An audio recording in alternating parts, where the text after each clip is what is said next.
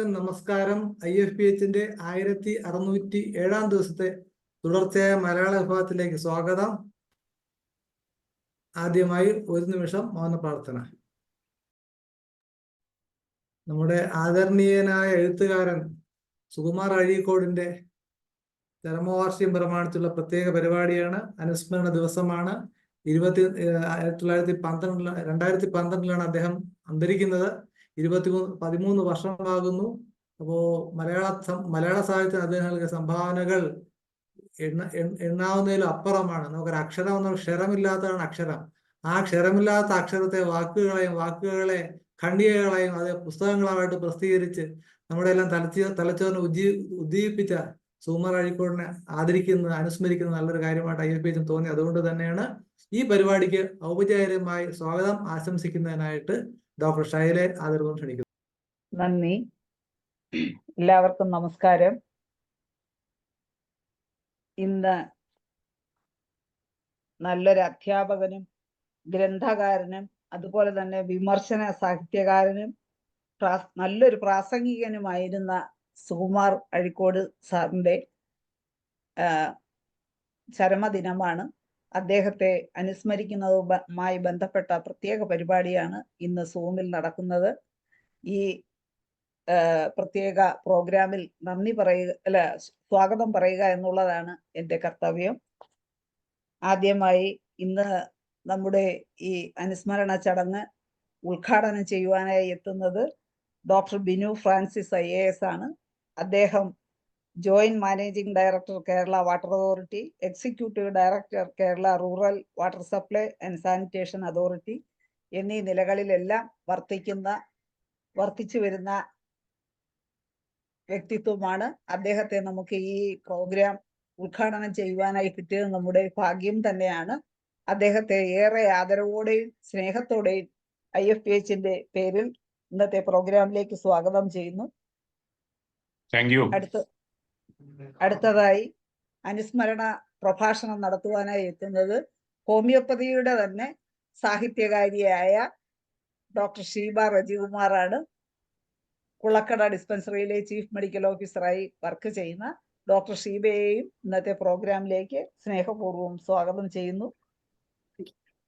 അതുപോലെ ഇന്നത്തെ ഈ പ്രോഗ്രാം മോഡറേറ്റ് ചെയ്തുകൊണ്ടിരിക്കുന്ന ഡോക്ടർ മനോജ് ഡോക്ടറെയും ഈ പ്രോഗ്രാമിലേക്ക് സ്വാഗതം ചെയ്യുന്നു. ഇന്നത്തെ പ്രോഗ്രാമിന് നന്ദി പറയുവാനായി എത്തുന്നത് റിട്ടയർഡ് ജില്ലാ മെഡിക്കൽ ഓഫീസർ കൂടിയായ ഡോക്ടർ മറിയാമ്മ ജോണാണ്. ഡോക്ടറെയും ഇന്നത്തെ പ്രോഗ്രാമിലേക്ക് സ്വാഗതം ചെയ്യുന്നു. അതുപോലെ തന്നെ ബഹുമാന്യരായ എല്ലാ ഡോക്ടേഴ്സും, നമ്മുടെ ഈ പ്രോഗ്രാമിന് എത്തിയിരിക്കുന്ന എല്ലാ ഡോക്ടേഴ്സിനെയും അതുപോലെ ഹോമിയോപ്പതി സ്നേഹികളെയും സ്റ്റുഡൻസിനെയും എല്ലാവരെയും IFPHന് വേണ്ടി ഇന്നത്തെ പ്രോഗ്രാമിലേക്ക് സ്വാഗതം ചെയ്തു. നന്ദി. ഡോക്ടർ ഷൈല, അടുത്ത നമ്മുടെ ഉദ്ഘാടനമാണ്. നമുക്കറിയാം, ഒരു IAS ഉദ്യോഗസ്ഥൻ എന്ന് പറയുമ്പോൾ എന്തുമാത്രം തിരക്കുകളുണ്ടെന്നുള്ളത് നമുക്ക് ചിന്തിക്കാൻ പറ്റാത്ത തിരക്കാണ്. ഇത്രയും തിരക്കിനിടയിലും വളരെ സൗമ്യമായി ഈ പരിപാടിയിൽ പങ്കെടുക്കുകയും കൃത്യമായ സമയത്ത്, എന്തായാലും IFPHും ആ സമയം അതിൽ വളരെ കൃത്യമായി പാലിക്കുന്നത്. കറക്റ്റ് 9:30 തുടങ്ങി. അതുപോലെ തന്നെ സാറും കൃത്യമായിട്ട് ജോയിൻ ചെയ്തു. സാറിനെ ഈ പരിപാടിയുടെ ഔപചാരിക ഉദ്ഘാടനത്തിനായിട്ട് ആദരപൂർവ്വം ക്ഷണിക്കുന്നു. സാർ. Thank you. പിന്നെ വളരെ സന്തോഷമുണ്ട് ഇത്തരത്തിൽ 1607 ദിവസം ഡെയിലി ബേസിസ് ഇത്തരത്തിലൊരു പ്രഭാഷണ പരമ്പര അല്ലെങ്കിൽ വിവിധങ്ങളായ പരിപാടികൾ സംഘടിപ്പിക്കുന്നതിൽ, പ്രത്യേകിച്ച് ഇതിന് നേതൃത്വം നൽകുന്ന IFPH അതിന്റെ എല്ലാ സംഘാടകരെയും ഓഫീസ് ബെയറേഴ്സിനെയും ഒരിക്കൽ കൂടി അനുസ്മരിക്കുന്നു. ഞാൻ നേരത്തെ സ്പീച്ച് കുറച്ച് കേട്ടാണ്. അത് നിങ്ങളുടെ കോർ ഏരിയയിലുള്ള ഒരു സ്പീച്ചായിരുന്നു. ഇതിനു പുറമെ വ്യത്യസ്തമായ വിഷയങ്ങളിൽ, അത് പിന്നെ ദേശീയവുമായി ബന്ധപ്പെട്ട കാര്യങ്ങളാവാം, അല്ലെങ്കിൽ മറ്റു സിവിക്സ് റൈറ്റ്സുമായി ബന്ധപ്പെട്ട വിഷയങ്ങളിൽ, ഇക്വാളിറ്റിയുമായി ബന്ധപ്പെട്ട വിഷയങ്ങളിൽ, അഗെയിൻ സാഹിത്യ മേഖലയിൽ ഇത്തരത്തിൽ വിവിധ വിഷയങ്ങളിൽ ഇത്തരത്തിലുള്ള പ്രഭാഷണങ്ങൾ നടത്തുന്നതായിരുന്നു. എനിക്ക് മറ്റു മേഖലകളിൽ ഇത്തരത്തിലുള്ള മറ്റു വിഷയങ്ങളിലേക്ക് ഡെയിലി ചെയ്യുന്ന ഒരു പ്രൊഫഷണൽ ബോഡി ഒന്നും തോന്നുന്നില്ല. അവർ വീക്കിലി പല വിഷയങ്ങളിലും ചെയ്യുന്നുണ്ട്. പ്രത്യേകിച്ച് അവരുടെ മേഖലയിൽ വരുന്ന പുതിയ പുതിയ വിഷയങ്ങളെ പരിചയപ്പെടുത്തുന്നതിനോ അത്തരത്തിൽ പിന്നെ കാലികമായ ചില വിഷയങ്ങൾ അവർ ഫേസ് ചെയ്യുന്ന ചില വിഷയങ്ങൾ അഡ്രസ് ചെയ്യുന്നതിനോ അത്ര നോക്കുന്നു. പക്ഷെ ഇത്തരത്തിൽ ഡെയിലി ഒരു പരമ്പര അത് പിന്നെ ബ്രേക്ക് വരാതെ ചെയ്യുന്നത് വലിയൊരു കാര്യമാണ്.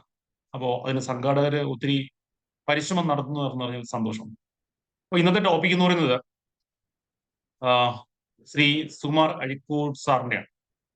എന്റെ യൗവനം അല്ലെങ്കിൽ കോളേജ് വിദ്യാഭ്യാസ കാലഘട്ടത്തിൽ ഞാൻ അദ്ദേഹത്തിന്റെ പ്രഭാഷണങ്ങളൊക്കെ കണ്ടത് അന്നത്രത്തോളം പിന്നെ വീഡിയോസ് മീൻസ് സോഷ്യൽ മീഡിയ മറ്റേന്നല്ല, ജസ്റ്റ് ടി വിയിൽ കൂടി കാണുന്ന ഒരു ഇതും, പിന്നെ ഈ മിമിക്രിന്റെ ഈ ആർട്സിന്റെ വേദികളിൽ അദ്ദേഹത്തിന്റെ പ്രഭാഷണം ശൈലി, വിരലുകളും മുഖങ്ങളും പോകുന്ന ശൈലികളൊക്കെ ഉണ്ട്.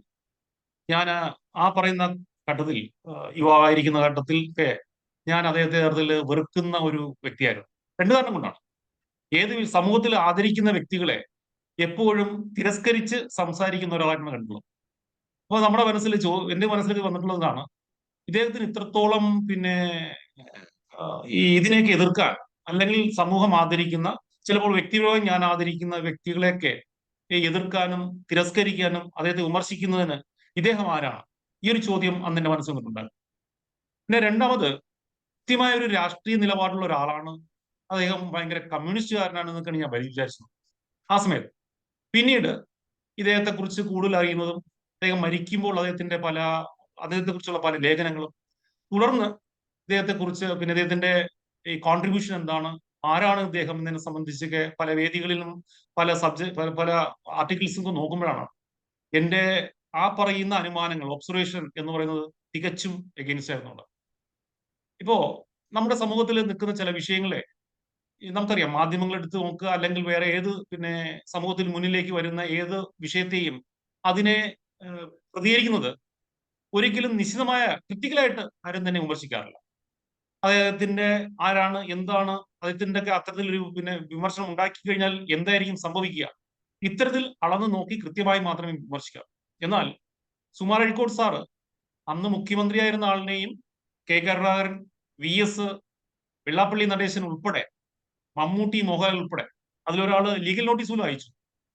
അത്തരത്തിൽ വ്യക്തി ഏതായിരുന്നാലും എന്തായിരുന്നാലും അദ്ദേഹത്തിൽ നിന്ന് വരുന്ന ചില പ്രവർത്തനങ്ങളോ അദ്ദേഹത്തിന്റെ ഭാഷ്യങ്ങളോ ആ പറയുന്ന സമൂഹത്തിൽ നിലനിൽക്കുന്ന ആചാരങ്ങൾക്കെതിരെ, ആ ആചാരം തെറ്റാണെങ്കിൽ പോലും ചില ദേശീയതയുമായി ബന്ധപ്പെട്ടിരിക്കുന്ന വിഷയങ്ങൾ, അങ്ങനെ അദ്ദേഹത്തിന്റെ ചില ധാരണകളുണ്ട്.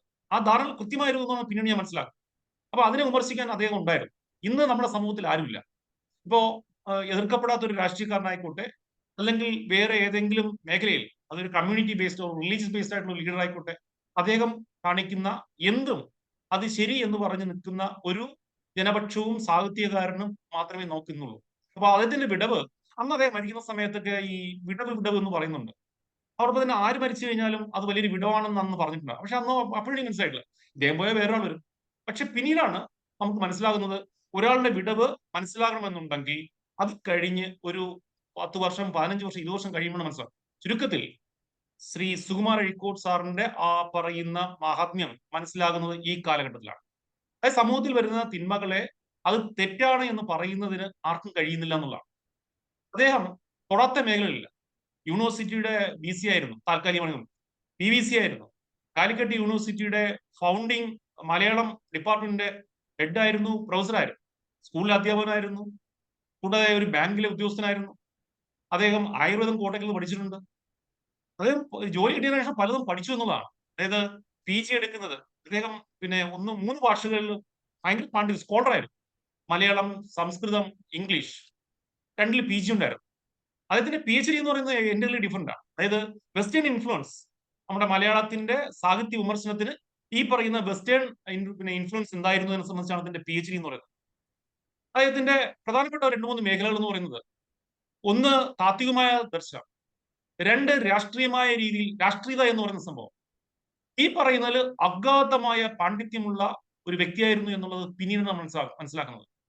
സമൂഹത്തിലെ അന്ന് എടുത്തു കാണിക്കപ്പെടുന്ന കൃതികൾ, ഏത് കൃതി എടുത്തു നോക്കുക, ആശാന്റെ ആയിക്കോട്ടെ, G ശങ്കരക്കുറുപ്പിന്റെ ആയിക്കോട്ടെ, ആരുടെ ആയിക്കോട്ടെ, ഈ പറയുന്നതിനെ കാലികമായ രീതിയിൽ വിമർശിക്കുന്നതിന്, നല്ലതിനെ നല്ലതെന്നും തെറ്റിനെ തെറ്റെന്നും പറയാൻ കഴിവുള്ള ഒരു വ്യക്തിയായിരുന്നു. അപ്പൊ അത്തരത്തിലൊരു വ്യക്തിയെ കുറിച്ചാണ് നമ്മൾ ഇന്ന് സംസാരിക്കുന്നത്. അദ്ദേഹത്തിന്റെ കൃതികൾ അർത്ഥമസ്തി തൊട്ട് ഇങ്ങോട്ട് ഏകദേശം 10-40 പ്രധാനപ്പെട്ട കൃതികൾ. ഏറ്റവും വലിയ, കേരളം കണ്ട ഏറ്റവും വലിയ പ്രഭാഷണമായിരുന്നു എന്നാണ് അദ്ദേഹം തന്നെ പറഞ്ഞിട്ടുണ്ട്. 12,000-ഓളം പ്രഭാഷണം ഞാൻ നടത്തിയിട്ടുണ്ട്. ആലോചിച്ച് നോക്കുക, 12,000-ഓളം പ്രഭാഷണങ്ങൾ. അതിന്റെ പുസ്തകങ്ങൾ തന്നെ ചിലത് അഴീക്കോടിന്റെ പ്രഭാഷണങ്ങൾ, അഴീക്കോടിന്റെ ജോക്സ് എന്ന് പറയുന്ന രീതിയിൽ അത് തന്നെ പുസ്തകങ്ങളായിട്ട് വന്നിട്ടുള്ളതാണ്. ഒരു ദിവസം തന്നെ ഏകദേശം 22 പ്രസംഗങ്ങൾ നടത്തിയ ദിവസം എന്ന് പറയും. ആലോചിച്ച് നോക്കുക. അപ്പോ അത്തരത്തിൽ പിന്നെ ഒന്ന് വാഗ്മി, ഒന്ന് താത്വികമായ ദർശനം നൽകുന്ന ആള്, ശ്രീനാരായണ ഗുരുവിനെ കൂടുതൽ ജനങ്ങളിലേക്ക് എത്തിച്ച ആള്, മഹാത്മാഗാന്ധിയെ ഏറ്റവും കൂടുതൽ കേരളത്തിന് പിന്നെ എത്തിച്ചു കൊടുത്ത ആള്, വാഗ്ഭടാനന്ദൻ അദ്ദേഹത്തെ കൂടുതൽ എത്തിച്ചു കൊടുത്ത ഒരു വ്യക്തി. ഇത്തരത്തിൽ നമുക്ക് അറിഞ്ഞൂടെ, ഈവൻ അദ്ദേഹം ഇംഗ്ലീഷിൽ നിന്ന് പോലും മലയാളത്തിലേക്ക് പിന്നെ ഇത് ചില ലിറ്ററേച്ചറിനെ ട്രാൻസ്ലേറ്റ് ചെയ്തിട്ടുണ്ട്. അപ്പൊ ആ പറയുന്ന മേഖലയിലും വിദഗ്ധനായിരുന്നു. അപ്പൊ അത്തരത്തിലൊരു വ്യക്തിയാണ് നിങ്ങൾ ഇന്ന് പിന്നെ ഈ പറയുന്ന വേദിയിൽ ചർച്ച ചെയ്യപ്പെടുന്നത്. ഇതിനൊരു നേട്ടം എന്ന് പറയുന്നത് നിങ്ങൾ കാലികമായ നിങ്ങളുടെ വിഷയങ്ങൾ ചിലപ്പോ പിന്നെ ചർച്ച ചെയ്തിട്ടുണ്ടാവും. പക്ഷെ ഇങ്ങനെ ഒരു വ്യക്തിയെ കുറിച്ച് പലർക്കും അറിയാം. പക്ഷെ അദ്ദേഹം ആരായിരുന്നു, എന്തായിരുന്നു എന്ന് ഇപ്പൊ ഇതിൽ കൂടി പങ്കെടുക്കുന്ന ഏകദേശം 10-50ഓളം വരുന്നവർക്ക് മനസ്സിലാകുമ്പോൾ അദ്ദേഹത്തിന്റെ കൃതികൾ വായിക്കാൻ അറ്റ്ലീസ്റ്റ് പ്രധാനപ്പെട്ട 1-2 കൃതികളെങ്കിലും, ഇനി ഒന്നുമില്ലെങ്കിൽ ഇദ്ദേഹം ആരായിരുന്നു എന്നത് ഈ അടുത്ത് വരുന്ന ഒരു അരമണിക്കൂർ പ്രഭാഷണം കഴിയുമ്പോൾ നിങ്ങൾ ഗൂഗിളിലെങ്കിലും സെർച്ച് ചെയ്യും. അപ്പോഴായിരിക്കും നിങ്ങൾക്ക് മനസ്സിലാകുന്നത് ശ്രീ സുകുമാർ അഴീക്കോട് എന്ന് പറയുന്നത് വെറും ഒരു പിന്നെ കഥാപാത്രം മാത്രമല്ല. അദ്ദേഹത്തിന് കൃത്യമായ രാഷ്ട്രീയമുണ്ട്. ആദ്യം കോൺഗ്രസ്സുകാരനായിരുന്നു, തലശ്ശേരി മത്സരിച്ചിട്ടുണ്ട്. തുടർന്ന് ആ കോൺഗ്രസിന്റെ ചില നയങ്ങൾക്കെതിരെ എതിർപ്പ് പ്രകടിപ്പിച്ചു. ആ സമയത്ത് കമ്മ്യൂണിസ്റ്റ് പാർട്ടിയുടെ ചില ആശയങ്ങൾ അദ്ദേഹം അംഗീകരിച്ചു. ആരോടും ഒരിക്കലും, അദ്ദേഹത്തിന് ഏറ്റവും മോശമായിട്ടാണ്, ഒരു ദിവസം എയോടാണെങ്കിൽ 2ാം ദിവസം ബിയോട് പോകുന്നു, 3ാം ദിവസം സിയോട് പോകുന്നു, അങ്ങനെ വ്യത്യസ്തമായ അഭിപ്രായം. കാരണം ഓരോ ദിവസവും നിലപാടുകള് ഓരോ വ്യക്തിയിലും ഡിപ്പെൻഡ് ചെയ്യുന്നില്ല എന്നുള്ളതാണ്. ഒരു രാഷ്ട്രീയ പാർട്ടി എടുക്കുകയോ ഒരു കമ്മ്യൂണിറ്റി എടുക്കുകയോ ഒരു വ്യക്തിയിലോ മാത്രം ഡിപ്പെൻഡ് ചെയ്യുന്നില്ല. അദ്ദേഹം തെറ്റ് കാണിച്ചാൽ അദ്ദേഹത്തെ എതിർത്ത് ആ സമയത്ത് വേറെ ഏതെങ്കിലും ഒരു പ്രസ്ഥാനമോ വ്യക്തിയോ ഒരു നയമോ ശരിയാണെന്ന് തോന്നുന്നെങ്കിൽ അതിനെ പ്രകീർത്തിക്കാൻ സപ്പോർട്ട് ചെയ്യാൻ കഴിയുന്നതാണ്. അപ്പോ ഈ പറയുന്ന ഒരു പ്ലാറ്റ്ഫോമിന്റെ ഒരു റിസൾട്ട് ഞാൻ മനസ്സിലാക്കുന്നതാണ്. നിങ്ങൾ പങ്കെടുക്കുന്നവർ സുകുമാർ അഴീക്കോട് ആരാണെന്ന് അറിയാമായിരിക്കും. പക്ഷേ ഡീപ്പായിട്ട് പോകുന്നതിന് വേണ്ടി ഒരു ഓപ്പണിംഗ് ഇതിൽ കൂടി കിട്ടും. അതുവഴി നിങ്ങൾക്ക് തീർച്ചയായും ആ പറയുന്ന വ്യക്തിയുടെ മഹാത്മ്യം, അദ്ദേഹത്തിന്റെ കഴിവ്, അദ്ദേഹത്തിന്റെ അപാരത, ഈ ഭാഷാ പാണ്ഡിത്യം, അദ്ദേഹത്തിന്റെ രാജ്യതന്ത്രജ്ഞത, അദ്ദേഹത്തിന്റെ മാനുഷിക മൂല്യങ്ങൾ, ഇതെല്ലാം മനസ്സിലാക്കാൻ കഴിയുന്ന ഒരു ധാരാളം കൃതികൾ അദ്ദേഹത്തിന്റെ കൈവശമുണ്ട്. തീർച്ചയായും നിങ്ങൾക്ക് അതിലേക്ക് ഓപ്പൺ ചെയ്യാൻ കഴിയും. അടുത്ത ഇതുമായി ബന്ധപ്പെട്ട് ഡോക്ടർ ഷീബ ആണ് പിന്നെ അടുത്ത അരമണിക്കൂർ സംസാരിക്കുന്നത്. ഡീപ്പായിട്ട് പോയി നിങ്ങളിൽ ആ പറയുന്ന വാക് വലയത്തിനകത്ത് കൊണ്ടുവരാൻ കഴിയട്ടെ എന്ന് പിന്നെ ഞാൻ പിന്നെ നിങ്ങളെ ആ രീതിയിൽ കൊണ്ടുപോകാൻ കഴിയട്ടെ എന്ന് ആശംസിക്കുന്നു. ഈ പറയുന്ന പ്രോഗ്രാം ഉദ്ഘാടനം ചെയ്യാൻ അറിയിക്കുന്നു. Thank you. വളരെ നന്ദി സാർ. അങ്ങ് പറഞ്ഞതുപോലെ വിമർശകരുടെ എണ്ണം കുറയുന്നു, ഗ്യാപ്പ് വരുന്നു. അത് തന്നെയാണ് ഒരു സമൂഹത്തിലെ പ്രശ്നം. ഇപ്പം സാറ് പറയുന്നത് നേരാണ്, അങ്ങനാണേ എന്ന് പറയുന്ന ഒരു കാലത്തിലേക്കാണ് കേരളം പ്രത്യേകിച്ച് പൊയ്ക്കൊണ്ടിരിക്കുന്നത്. സാറിന്റെ നിരീക്ഷണം 100% നമുക്കും ഫീൽ ചെയ്യുന്ന കാര്യമാണ്. അപ്പൊ സുകുമാർ അഴീക്കോടിന് പിൻഗാമിയായിട്ട് എത്തും എന്നെനിക്ക് തോന്നിയ ഒരു വ്യക്തി കൂടിയാണ്. ഒരുപാട് സംസാരിക്കാൻ കഴിവുള്ള, വായിച്ചിട്ടുള്ള, അടുത്തിടെ 100 കവിതകളാണ്, 71 കവികളുടെ, ലോക കവികളുടെ കവിതകൾ ആശയപരമായ വാക്കല്ല ആശയ ട്രാൻസ്ലേഷൻ നടത്തിയ ഒരു പ്രഗത്ഭ വ്യക്തിയാണ് ഡോക്ടർ ഷീബ. ഷീബയുടെ പ്രഭാഷണത്തിലേക്ക് ക്ഷണിക്കുകയാണ്. സാറ് അല്പം തുടരണമെന്ന് എന്റെ അപേക്ഷയോടുണ്ട്. സമയമുണ്ട്, തുടരുക. ശരി, ഡോക്ടർ ഷീബ. എല്ലാവർക്കും നമസ്കാരം. സാറിന്റെ പ്രഭാഷണം ശരിക്കും പറഞ്ഞ ഒരു മുഖ്യ പ്രഭാഷണം തന്നെ ആയിരുന്നില്ലേ എന്ന് ഞാൻ സംശയിക്കുകയാണ്. കാരണം എന്താ വെച്ചാൽ അത്ര സിൻസിയർ ആയിട്ട് ആണ് സാർ സംസാരിച്ചത്. കാരണം വെച്ചാൽ നമ്മൾ പ്രിപ്പയർ ചെയ്ത് സംസാരിക്കുന്നതല്ല. എന്ന് വെച്ചാൽ ഒരു വ്യക്തിയെ കുറിച്ച് നമുക്കുള്ള ഒരു അവബോധം എപ്പോഴും സെയിം അല്ല എന്നുള്ളത് സാർ ആദ്യം തന്നെ പറഞ്ഞു. കാരണം നമ്മൾ ഇന്നത്തെ ജനറേഷനിലുള്ള ആൾക്കാരിൽ എത്ര പേർക്ക് സുകുമാർ അഴീക്കോട് ആരാണെന്ന് അറിയാം എന്നുള്ളൊരു വാല്യുബിൾ ക്വസ്റ്റ്യൻ ആൻസർ ചെയ്തുകൊണ്ട് മാത്രമേ അദ്ദേഹത്തിന് ഏത് അനുസ്മരണ പ്രഭാഷണവും ചെയ്തിട്ട് കാര്യമുള്ളൂ. കാരണം അറിഞ്ഞുകൂടാ എന്നൊന്നുണ്ട്. നമ്മളിൽ തന്നെ പലർക്കും അദ്ദേഹത്തിനെ കുറിച്ചുള്ള കൺസെപ്റ്റ് എന്ന് പറയുന്നത് കറക്റ്റ് അല്ല. ഇപ്പം സാറ് പറഞ്ഞ പോലെ ആദ്യം നമുക്ക് അദ്ദേഹത്തിനെ ഒരുപക്ഷെ അവസരവാദിയായിട്ട് തോന്നിയേക്കാം. അദ്ദേഹത്തിന്റെ അഭിപ്രായങ്ങൾ മാറിയിട്ടുണ്ട്, അദ്ദേഹത്തിന്റെ രാഷ്ട്രീയ ചായ്വുകൾ മാറിയിട്ടുണ്ട്, മറ്റു പല വിധത്തിലുള്ള അഭിപ്രായ പ്രകടനങ്ങളിലും ഡിഫറൻസ് വന്നിട്ടുണ്ട്. പക്ഷെ എനിക്ക് എപ്പോഴും തോന്നിയിട്ടുള്ള ഒരു കാര്യം, അഭിപ്രായം ഇരുമ്പൊലൊക്കെ അല്ല. നമ്മൾ ഒരിടത്ത് ഒരു അഭിപ്രായം പറഞ്ഞുപോയി, പിന്നെ ഇനി ഭൂമിയിൽ എത്ര പേര് അത് തെറ്റാണ് എന്ന് നമ്മുടെ മുമ്പ് തെളിയിച്ച് കാണിച്ചാലും ഞാൻ പറഞ്ഞതിനപ്പുറം ഞാൻ പോകില്ല എന്ന് പറയുന്നതിന്റെ പേരാണ് ഭോഷ്ക്. അതിനെ തിരുത്താൻ കഴിയുന്നത് ശരിക്കും പറഞ്ഞാൽ സത്യസന്ധമായിട്ടുള്ള ഒരു മനസ്സിന് മാത്രം കഴിയുന്നതാണ്. അതുകൊണ്ടാണ് അത്തരം ആൾക്കാരെ പലപ്പോഴും നമ്മൾ ടിമിഡ് എന്ന് വിശേഷിപ്പിച്ച് കളയുന്നത്. ആക്ച്വലി ടിമിഡ്നെസ് എന്ന് പറയുന്നത് സത്യസന്ധതയുടെ ഒരു ഭാഗവും കൂടെയാണ്. അത് വാക്കുകൾ മാറുന്നതോ നിലപാടുകൾ മാറുന്നതോ അല്ല. കാരണം ഒരു വ്യക്തിക്ക് എങ്ങനെയാണ് ഏത് വിഷയത്തെക്കുറിച്ച് ആയിക്കോട്ടെ ഒറ്റ അഭിപ്രായം രൂപീകരിക്കാൻ കഴിയും? നമ്മൾ എങ്ങനെയാണ് കറക്റ്റ് ആയിട്ട് നമ്മളുടെ ജീവിതത്തിൽ നമുക്ക് വേണ്ട ഒരു തൊഴിൽ എന്താണെന്ന് പോലും പലപ്പോഴും നമ്മൾ എടുക്കുന്ന തീരുമാനം കറക്റ്റ് അല്ല. പിന്നെ ഭാവിയിൽ നമ്മളത് മാറ്റിക്കൊണ്ടേയിരിക്കും. അത് സുകുമാർ അഴീക്കോടിന്റെ ജീവിതത്തെ കുറിച്ച് പറയുമ്പോൾ നമുക്ക് കൂടുതൽ ക്ലിയർ ആവും. സാർ അത് നേരത്തെ മെൻഷൻ ചെയ്തിരുന്നു. അപ്പൊ ലൈക്ക് ദാറ്റ് അഭിപ്രായം എപ്പോഴും മാറ്റാൻ കഴിയുന്ന ഒരാൾ ഒരിക്കലും ഉറച്ചു നിൽക്കാത്ത ഒരാളല്ല, മറിച്ച് തെറ്റാണെന്ന് മനസ്സിലായി കഴിഞ്ഞാൽ തിരുത്താനുള്ള സത്യസന്ധതയുള്ള ഒരാളാണ് എന്നാണ് എന്റെ വിശ്വാസം. അപ്പൊ ആ ഒരു ആസ്പെക്റ്റില് സുകുമാർ അഴീക്കോട് ഞാൻ ബഹുമാനിക്കുന്ന ഏറ്റവും വലിയ വ്യക്തികളിൽ ഒരാളാണ്. തീർച്ചയായിട്ടും ആരും വിമർശനത്തിന് അതീതരല്ല. മരണശേഷവും മരണത്തിന് മുമ്പും എല്ലാം വിമർശിക്കപ്പെട്ടതുപോലെ ഒരു മനുഷ്യനും പെർഫെക്റ്റ് അല്ലല്ലോ. Nothing is 100% perfect. അപ്പൊ ലൈക്ക് ദാറ്റ് സുകുമാർ അഴീക്കോടും പെർഫെക്റ്റ് അല്ല.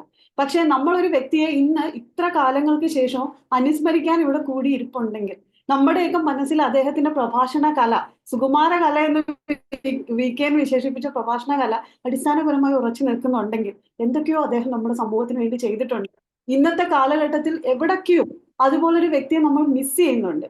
ഒരുപാടിടങ്ങളിൽ സ്വന്തം അഭിപ്രായങ്ങളെ വിളിച്ചു പറയാൻ കഴിയുന്ന ഒരു വ്യക്തിയെ നമ്മൾ മിസ് ചെയ്യുന്നുണ്ടെന്നുള്ളത് കൊണ്ടാണ് ശരിക്കും പറഞ്ഞാൽ സുകുമാർ അഴീക്കോട് ഇന്ന് നമ്മളുടെ ഓർമ്മയിൽ നിറഞ്ഞു നിൽക്കുന്നതാണ്. അപ്പൊ ഞാൻ ഒരു അനുസ്മരണ പ്രഭാഷണം ആയതുകൊണ്ടും ഇതിനകത്തിരിക്കുന്ന എന്നെ പോലെയുള്ള ആൾക്കാരുണ്ട്. ഞാനും ഇന്ന് കുറച്ച് കാര്യങ്ങൾ സെർച്ച് ചെയ്യേണ്ടത് അദ്ദേഹത്തിന്റെ ജീവിത ചരിത്രത്തെ കുറിച്ച്. അതിനെക്കുറിച്ച് ജസ്റ്റ് ഒന്ന് പറഞ്ഞതിന് ശേഷം അദ്ദേഹത്തിന്റെ ഫീൽഡുകളിലേക്ക് നമുക്ക് പോവാം. അപ്പൊ തീർച്ചയായിട്ടും ഗ്രന്ഥകാരനും പ്രഭാഷകനും സാഹിത്യ വിമർശകനും സാമൂഹ്യ നിരീക്ഷകനും വിദ്യാഭ്യാസ ചിന്തകനും എല്ലാമായിരുന്ന നിറഞ്ഞാടിയ ഒരു വ്യക്തിയാണ് സുകുമാർ അഴീക്കോട്. ഒരുപാട് ഇടങ്ങളിൽ നമ്മൾ വിചാരിക്കും ഒരു വ്യക്തിയുടെ ജീവിതം എങ്ങനെയാണ് ഷേപ്പ് ആവുക, അയാളുടെ വ്യക്തിത്വം എങ്ങനെയാണ് ഉറവയെടുക്കുന്നത്. അപ്പൊ പലപ്പോഴും നമ്മൾ പറയും അയാളുടെ ജീവിത സാഹചര്യങ്ങളാണ്. അപ്പം സുകുമാർ അഴീക്കോട് അത്തരം ഒരു കുടുംബത്തിൽ ജനിച്ചെന്നുള്ളത് എനിക്ക് തോന്നുന്നു മലയാളത്തിന്റെ ഭാഗ്യമാണ്. കാരണം അദ്ദേഹത്തിന് ജന്മനാ കിട്ടിയിട്ടുള്ള പ്രസംഗകലയെ, സാഹിത്യത്തിനെ വളരെയധികം ഉത്തേജിപ്പിക്കുന്ന ഒരു കുടുംബ സാഹചര്യത്തിലാണ് അദ്ദേഹം ജനിച്ചത്. പക്ഷെ അദ്ദേഹത്തിന്റെ ഗുരു എന്ന് തന്നെ പറയാൻ പറ്റുന്നത് അദ്ദേഹത്തിന്റെ അച്ഛനാണ്. P. ദാമോദരൻ എന്ന് പറയുന്ന അദ്ദേഹം ഒരു മലയാളം ലെക്ചറർ ആയിരുന്നു, ഒരു വിദ്വാനായിരുന്നു. അദ്ദേഹത്തിന്റെയും മാധവി അമ്മ, അദ്ദേഹത്തിന്റെ ഭാര്യയുടെ 6 മക്കളിൽ 4ാമനായിട്ട് ജനിച്ച ആളാണ് ശരിക്കും സുകുമാർ അഴീക്കോട്. കണ്ണൂർ ജില്ലയിലെ അഴീക്കോട് എന്ന് പറയുന്ന ഗ്രാമം കേരളത്തിലെ ഏത് മനുഷ്യനോട് ചോദിച്ചാലും ഒറ്റ വാക്കിൽ അടയാളപ്പെടുത്തപ്പെടും സുകുമാർ അഴീക്കോടിന്റെ സ്ഥലം.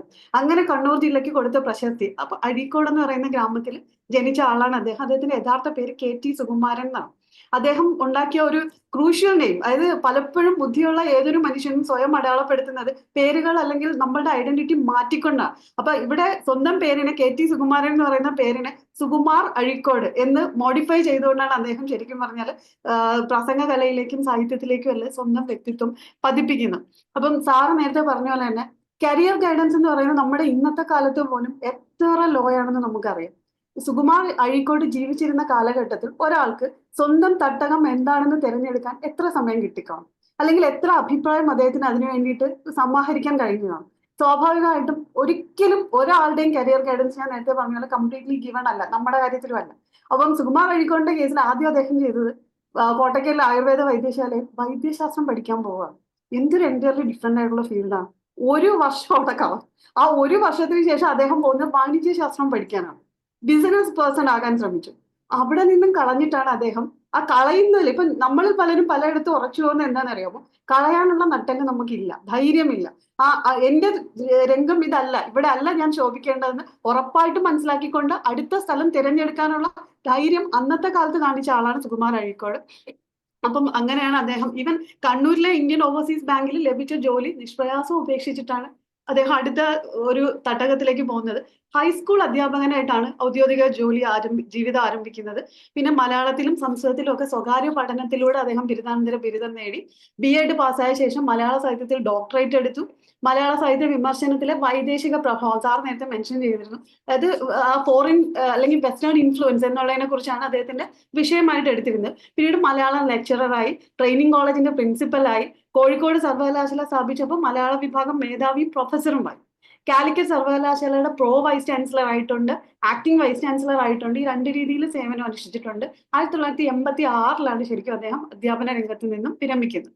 അപ്പൊ ആ കാലഘട്ടത്തിൽ എന്താണ് കരിയർ ഗൈഡൻസ്, ഇന്നത്തെ നമ്മുടെ കുട്ടികൾക്ക് മനസ്സിലാക്കി കൊടുക്കാൻ പറ്റുന്ന ഒരു ജീവിത പാതയാണ് അദ്ദേഹത്തിന്റെ എന്ന് എനിക്ക് തോന്നുന്നു.